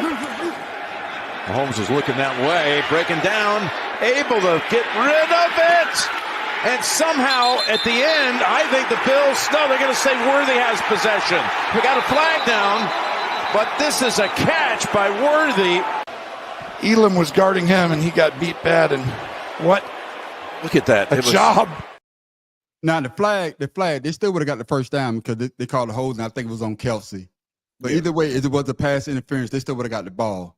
But they gave the guy the catch. Tim Dog, your thoughts on that play? They say tie goes to the receiver. But I'm talking about the ball hitting the ground, though. They didn't call it. They didn't put that into the play. So Okay, then. again, Yeah.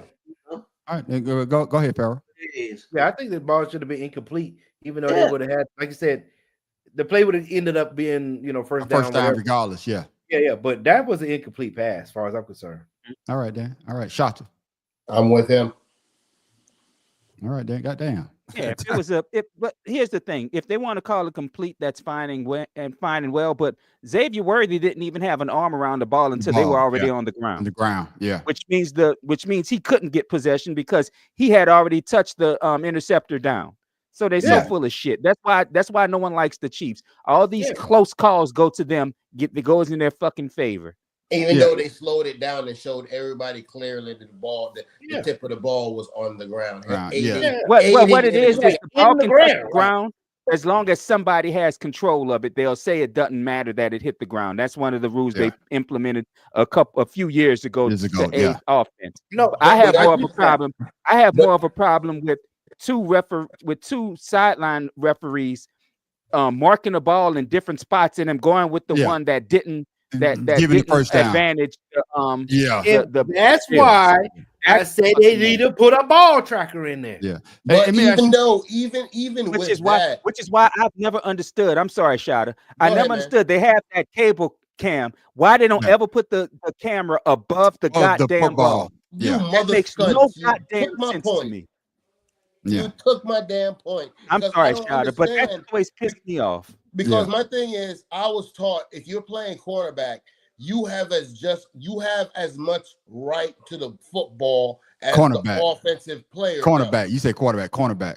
Yeah, that's what I said. Cornerback. I thought you said quarterback. No, cornerback. Right. I'm just saying you have as much right to the ball as the offensive player. So my thing is, the referee throwing his hand up, already giving it to the daggone player, right before they even daggone have find out who possession of the ball. He was like, "Okay, the Chiefs got it." No, dude, they have to daggone establish possession.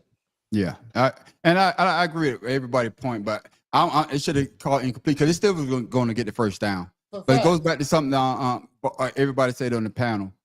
Do y'all think them going for that tush push on that fourth down, even though we saw that the guy got it, but then one referee came in short, the other referee was over the line. That's why I brought it up earlier. Do the referees have to be held accountable? Because even though I think it was like 13 minutes into the game, but that kind of shifted the momentum in the game. Farrell. Let's go back to one of the plays where the guy was literally hooking my man on the Chiefs. Last play, yeah. The lineman was hooking them, and they made that long pass. Yeah, that should have been offensive holding. They should have been 10 yards backed up. Yeah. So, yeah, of course, they the ones that determine the outcome. That's why I'm saying if you go out there, if the Bills would have went out there, put their foot on the neck, and not give the refs any opportunity to make these calls, we wouldn't be talking about it today. I got you. They can't, honey. All right, go ahead, man, Professor. See, I'm gonna tell you the play that made me turn the game off. Honestly, both of you gonna lose. There was a play. I'm trying to remember. I think it was in the fourth quarter, and I turned the game off. A Bills defender was offsides. You could clearly see he was offsides. They threw the flag, and they didn't throw the flag until Patrick Mahomes was hit and fumbled. Then they threw the flag. Right. he was offsides already. Throw the flag immediately. Don't wait to Correct. see the outcome of the goddamn play and then throw the They damn did flag. that a couple Because times in the game. They didn't throw the flag that he was offsides. Like I said, he was offsides. It was clear he was offsides. But they didn't throw that flag until Patrick Mahomes was hit and fumbled the damn ball. I'm like, look at these pieces of shit here. Yeah. I got you shot. Your thoughts. So, man on the street, that's why I'm saying that, yeah, I would love for Philadelphia to win. But yeah. That's what the NFL, that's what the Super Bowl is going to be, is what we're talking about right now. Yeah, 3-peat and Taylor Swift. Shot. Yep. Yeah. No, if you look at it on paper right now, the Eagles should walk through these cats. They really should. They should walk through them, literally, because but they're still underdogs. My issue with Jalen Hurts, as y'all all know, has been him holding the ball.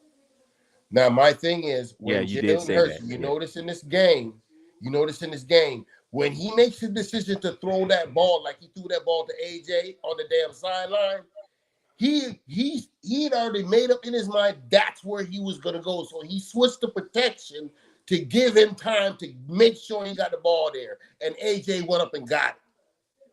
He had to go get shit. The ball was placed just right. Bro. The defender wasn't even in the play. First of all I'm saying is, I know your team lost. I'm just saying he wasn't in the play. I'm going to say this, but for Farrell, I want you to go back and look at that play. See what A.J. Brown did to the cornerback. I don't know if you saw it. He did. I know he did. I'm saying my man was trailing him when he caught the ball. No. You got to see. I'm telling you. You go back and see that play. He doesn't. Farrell has not played. Listen to what I'm saying. Farrell, I want Farrell to go back and look at that play, and you gonna come back. You say AJ Brown a dirty motherfucker because you go back and look at that play. I know that. I know what you guys saying, but he pushed off and everything. I got that. No, I ain't talking about the push off. He didn't push off at that point. When he took off the line, what he did, when you see it, what he did was he grabbed the defender's helmet. He pulled it straight down like this. He didn't push off. He pulled the defender helmet straight down. So the defender is down looking like this, and then his ass took off. Go back and look at that play. You were like, God damn, boy, I didn't see that the damn time. I didn't see it to the day. I like, this motherfucker pulled a motherfucking helmet. I'm going to pull that bitch shit off. That's why that motherfucker was upset. God damn it, Tim Dog, Mr. I don't know shit about football. Your thoughts? Damn. Damn. Well, man on the street don't know anything about education. I can tell you this. That's right, but I got into the Army. I got a associate's degree, and I got all this shit behind me. If I don't have education, I know what I could do some fake shit. I could put all that shit up on my wall. Shit, I could graduate from Harvard if I want to.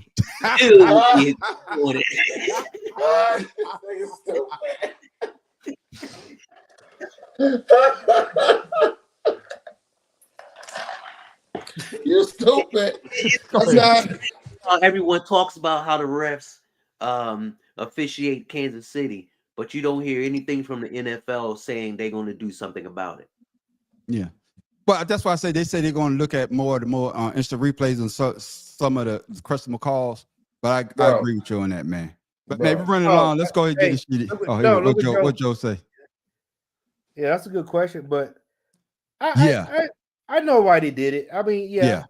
I mean, I get it. Frankie Louisville, he was high. He just didn't give a damn. They were losing. He didn't give a shit. He was high. He was high. But you're trying to time it. But Jalen did change it up a little bit. But yeah, I got you, man. I got you. But I didn't know him and Mulata from the same country. I think Australia. I heard another thing.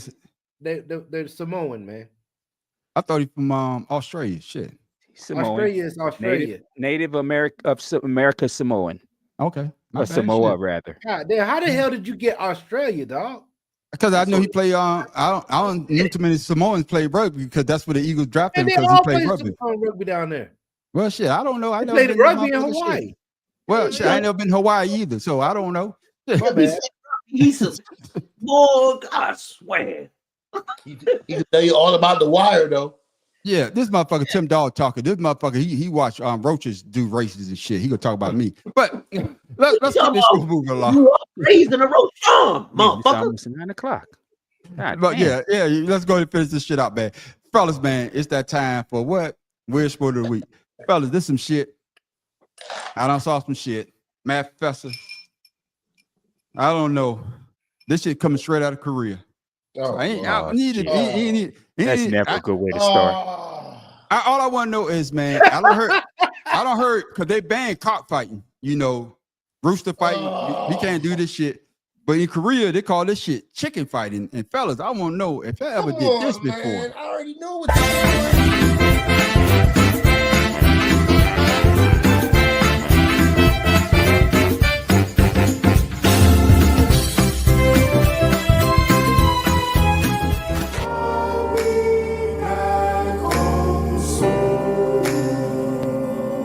When the sun rises, when the sun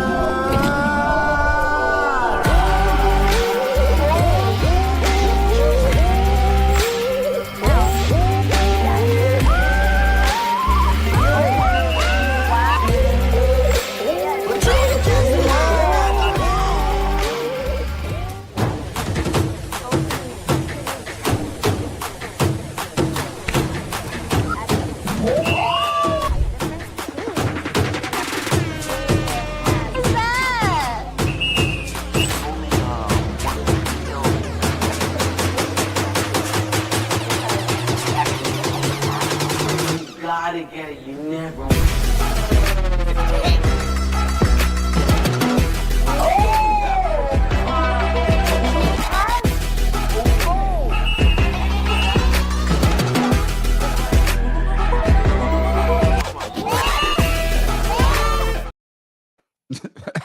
Math Professor.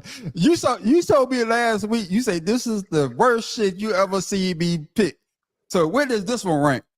This looks like the world's worst porno. This about the. It ain't the stupidest one you see what I'm saying. Y'all may as well be. That's just.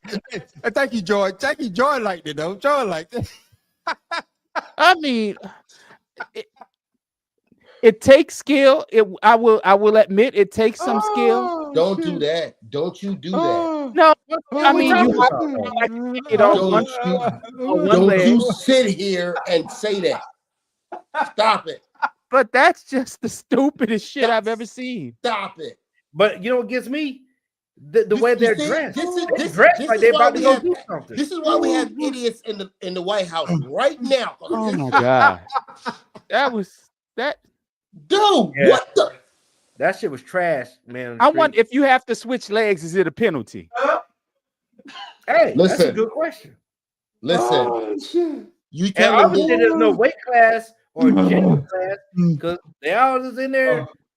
The knee bumping and shit. Exactly. How about when Doe. you say that knee bump? Exactly, though. Mine is bigger than yours. Wait. Exactly. That's why I said it's the world's worst porno. Oh shit! They out there knee bumping. Yeah. Tim Dog. If you need somebody in the nuts, is it a penalty? Tim Dog. Well, that's why they cross their legs so you don't get to the nuts. I feel violated. And then old girl beat old dude. I guess the nuts is not If they a fall and you knee them in the face, is it a penalty? I feel violated. I feel like that was some Criminal Minds type shit. I don't know what. That's what some old Squid Game gay shit. Yeah, Tim Dog. I gotta hear Tim saying. Dog. I hear enough for Tim Dog. Tim Dog. Your thoughts on that, man? That's Look like they trying to be amputees out there trying to. No, Oh, he said it out God, loud. no. He said it out loud. He sure the hell did. Said it out loud. But they call it I chicken was fighting. trying my best to leave it alone. But he That's what they call it. It's called it chicken fighting, man. And like I said, when I saw that, I was like, "What the heezy this bullshit?" Yeah, don't need what you need. Yeah. They look like a bunch of amputees. Joy, no, don't do that, Joy. Don't do that. Don't do that, Joy. Don't do that. stand y'all black people. All retarded gays.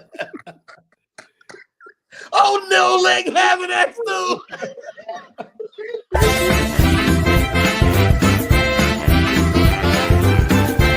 Nobody asked you to play this man. stand on this. Nobody. I'm gonna mute myself.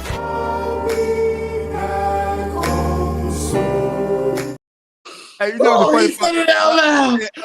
I'll tell you, you know the funny part. Oh, you should never say it out loud because I'm gonna run with it. I'm gonna tell you the funny shit is. I ain't played the whole video right because I had to cut it right. They had one dude put the mouthpiece in. I'm like, what the fuck he put the mouthpiece in for? I guess just in case you get hit it. Now it makes sense. I just said that if they're going down and you throw a knee and hit him in the face, is that a penalty? That makes sense. God damn it, boy. Bad Professor, you on it, man. Listen, got my knee hurting just thinking about it.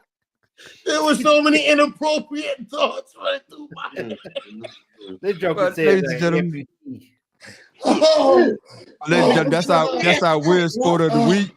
Like I say, the man on the street always trying to bring you something entertaining that you may be able to do yourself. Because some of the things that you can't play football, you can't play basketball anymore. You can't That shit play would golf. never make it on the block.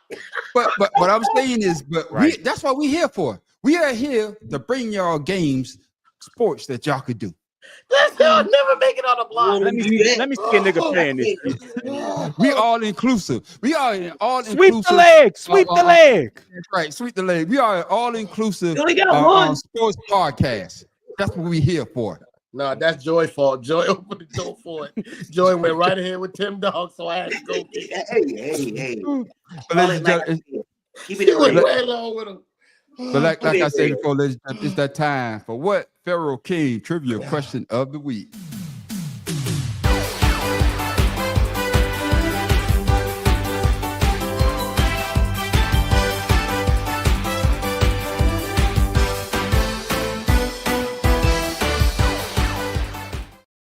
Yes, All ladies right, and so gentlemen. this question- Let me get my shit out. Yes, bad. ladies and gentlemen, this episode is brought to you by the Commanders. Hey, fly Spirit, because we're on our way to Cancun. So, okay, what you got for the people? Low down. Hey, but I'm picking the fucking Chiefs. right. Low down ass nigga. So due to Jaden Daniels, Who ain't used to having shit when they get this goddamn question out. themselves. Let me get the motherfucking question out. Yeah, go ahead, brother. Go ahead. All right, look, so this is because Jaden Daniels was the first rookie in a while to make it to the NFC Championship. NFC Championship game, So yeah. here is the question. All right. Who is the last Heisman winner to start a conference champion? Well, and he's a Heisman Trophy, you know. As a rookie? As That's a rookie. God damn, that's a good one. Joe Burrow. Yeah, Joe Burrow. Joe Burrow. That's it. No, then Joe Burrow would have went to the. They did go to the Super Bowl. Put the question He was back not up. he was not a rookie, y'all. No, he wasn't. A Oh, rookie. he wasn't. He sure wasn't. he That was wasn't a second rookie. year. Yeah, that's the second year. Oh, you're right. Because Jane Daniels would have been the first rookie if they had a one. That's Notice right. I say. Notice I say if they had a one, right? If they had a one, to go to Super Bowl. Oh, this nigga ain't shit, boy. I swear. I ain't for worried God. about him. That nigga ain't I don't shit. know. If they had a one, this is the same shit you've been saying to me right now. I know your ass. You would say the same shit to me. Yeah. Who's the last Heisman winner to start a conference championship game as a rookie? Yeah. And when? I'm gonna say, What? can we Peyton get Daniels years? No, then? no, it's not about winning. Just Peyton Manning. He said besides Jane Daniels. Peyton Manning Besides won the Jane- Heisman. no. I said Jaden Daniels is a Heisman Trophy winner, and he Was it he Johnny started- Manziel? Who's the last? Oh, hell No, Johnny no. Manziel ain't win shit. Hell no. Oh. No, It it's has Johnny to be a Manziel. quarterback. Yeah, it's a quarterback. I don't know. No. You don't know. Oh shit. The dude from Washington. What's the motherfucker? Desmond Howard. I'm going with Desmond Howard. Shit. I know. I'll go with It's Desmond funny. Howard. I said Desmond Howard too. Yeah, I'll go with Desmond Howard. But didn't Desmond Howard go to Notre Dame? No, he's a Heisman Trophy winner. Cam Man, Newton. nobody said nothing I about know no Desmond damn Howard went college. to Michigan. He went to Michigan, but he's a Heisman Trophy winner though. Yeah, he's Heisman Trophy. He's a Won the Heisman Super Trophy winner. Bowl. And he won the the Super Heisman. Bowl Yeah. without the Packers. Or was he a rookie? No, he wasn't a rookie at that time. Was he a rookie then? Right. Because Washington drafted him. Yeah. Nah, I don't remember. I don't remember. Yeah. What's the answer there, Pharaoh? Put it up. Here we go. Now watch we all say we know. Reggie, God damn it. Reggie fucking My own God. damn team. My own damn team. Reggie. That is, yep. Ever? That's the year he got knocked out of his damn shoes on that screen. Yeah. And did the flip into the end zone even though they were losing. Yeah. Right. Yeah. God damn it. See, that's how you know that New Orleans used to winning. This motherfucker remember that shit. All he remember the Super Bowl. That's 2006, nigga. I don't remember nothing that happened in 2022. Motherfucker, I don't remember shit happened yesterday, but hey, it's all right. Exactly. Yeah, but my guess was Desmond Howard too. But I was I'd like, say no, Desmond, he went to Washington. I was then he thinking ended up with a quarterback, and I forgot running About back. Reggie Bush. I Reggie forgot about Bush. Reggie. I like that one, man. That's a good one, man. Although if you had asked this last year, it wouldn't have counted because he was not considered a Heisman winner. That is true. That is true. Well, no. He still be a Heisman winner. He wasn't considered a Heisman winner. No, he still won it, but he had the asterisk by his name. No, he still was a Heisman Trophy winner. So won it, yeah. But we all know he wasn't invited to the Heisman house nor the Heisman ceremony anymore. Yeah, because but we all know that Reggie Bush was the best player, though. I say that Reggie Bush is the best out of everybody I've seen from my time period. Reggie Bush is the best college player I've ever seen in my life. Gale Sayers, man. Yeah, he's the best college I love player. watching that boy play, even though I hated USC. Yeah, and that was the only reason I watched USC was because of him. That's right, ladies and gentlemen. Ladies and gentlemen, man, thank you, Pharaoh. All I know is the man on the street. I think I answered the most out of your shit, so I'm gonna get a trophy for that too. Did not. So, yeah, it's all right though. It's all right though. Well, if I didn't, I'm gonna take it. Hey, Did not. I did. If Trump could lie, if Trump could lie on shit, I can lie on shit too. His president. That's right. That's right. If he can lie, I can lie as well. Fuck it. But and I'm gonna keep saying shit so y'all believe it. But ladies and gentlemen, we always like to give you something funny, something to think about. Better yet, where the fuck Tim Dog get that from? Tim Dog, what you got for people to go, man? What I got for people is hold on, Tim Dog. I knew you said I was on a short boy. You didn't say that, did you? No, I just said keep it short, Tim Dog. Okay, then. All right, then. I thought you said I thought you said. Go ahead, Tim Dog. I'm sorry, man. Fuck you, man, Professor. Oh, that's it. Cut him. I'm gonna be choked myself. Prior planning prevents piss poor performance. If you're going to do anything out there, make sure you plan. Get on a trip, make sure your car's right. If you're going to cook, make sure you have all the ingredients. If you're going to beat your kids, make sure you know what you're beating them for. Don't heat them in the face. All right, then. Hold on. Maybe you want to play yourself. Make sure you have some lotion. Back, Professor. What you got for the people before we go? Oh, my God damn. Okay. I just have a little advice for the audience and the panel, because, after years of me doing the same old thing and being comfortable in doing this, I made a small change and it completely changed my life.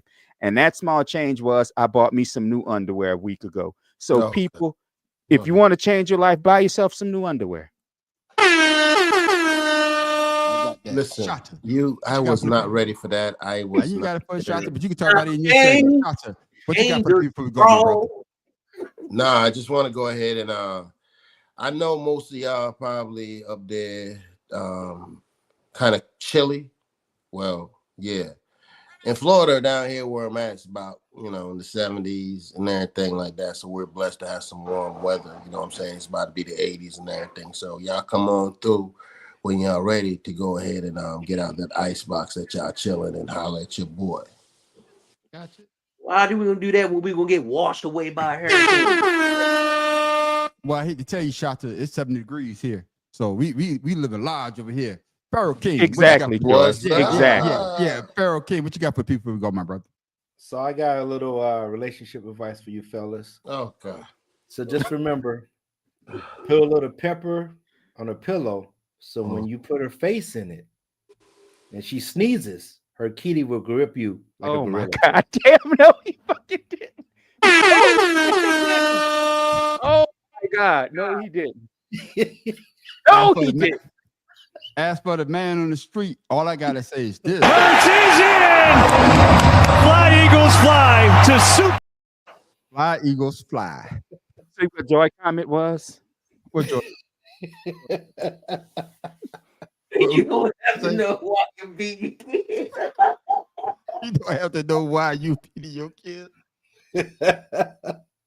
I never did. Damn, they call that abuse. Hey, no. See, my kids ain't never been to jail. Hold on. See, Joy. So, Joy, you brought this up. And I was going to talk about this on Friday. She come from there, sir. Yeah, y'all heard what law they try. I think it's Mississippi. They're saying that if you masturbate. Yeah, it starts at masturbating. So, Yeah. oh man. So Joy, yeah, I was beating my kids when I was younger. I just didn't have them. But hey, it is what it is. Lord have mercy. Cut the fucking microphone right damn now. What That's the you get? this the last show. Period. Give him some grace. Give But him ladies and some grace. gentlemen, man, thank you for joining us. But we will be Give on him a some grace. special on next Tuesday night. We're gonna get on. We're gonna have a good time because we're gonna talk about the Super Bowl. Some of our picks may change because as things going, some players might get hurt, some players might come back, but you never know. but before we go, Tip Dog. Shout out to social people who follow you, my brother. God damn, Joy. You was here. Now you done went low on me. God damn it, Joy. Go lower. Tip Dog. Shout out to social, man. Some people follow you.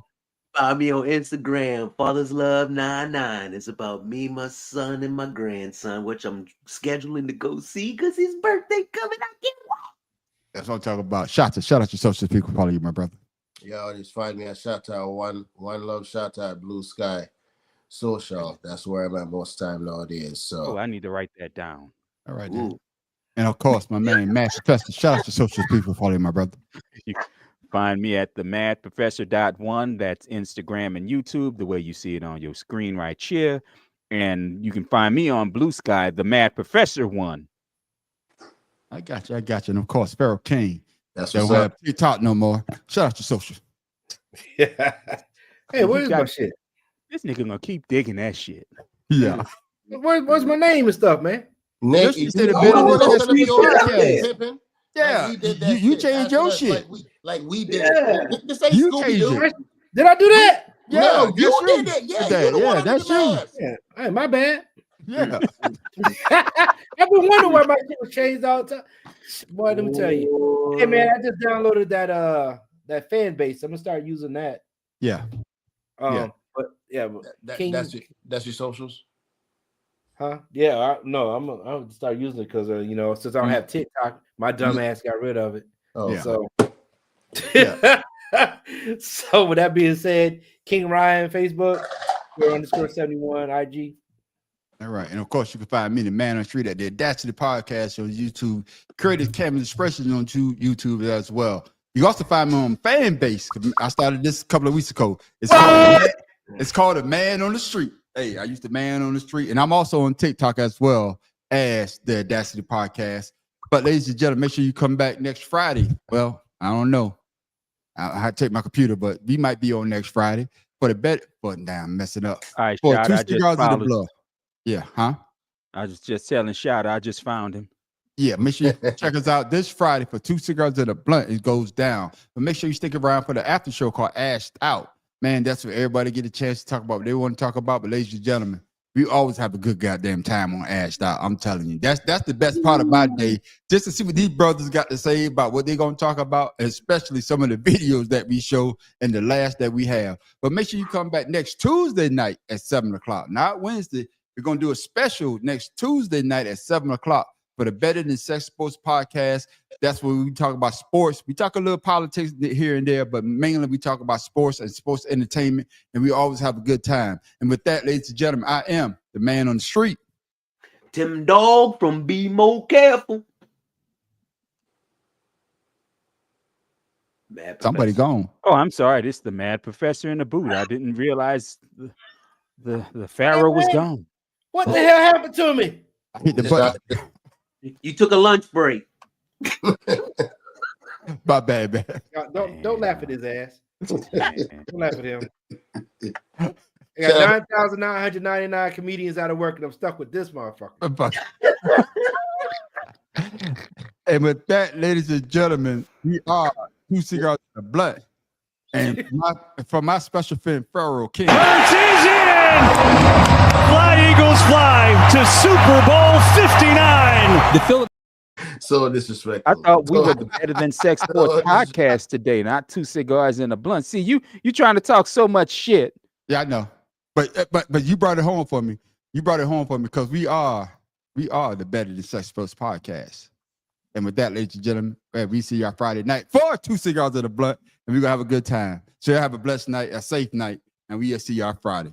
And One love. Fuck you, no name, no talking football, No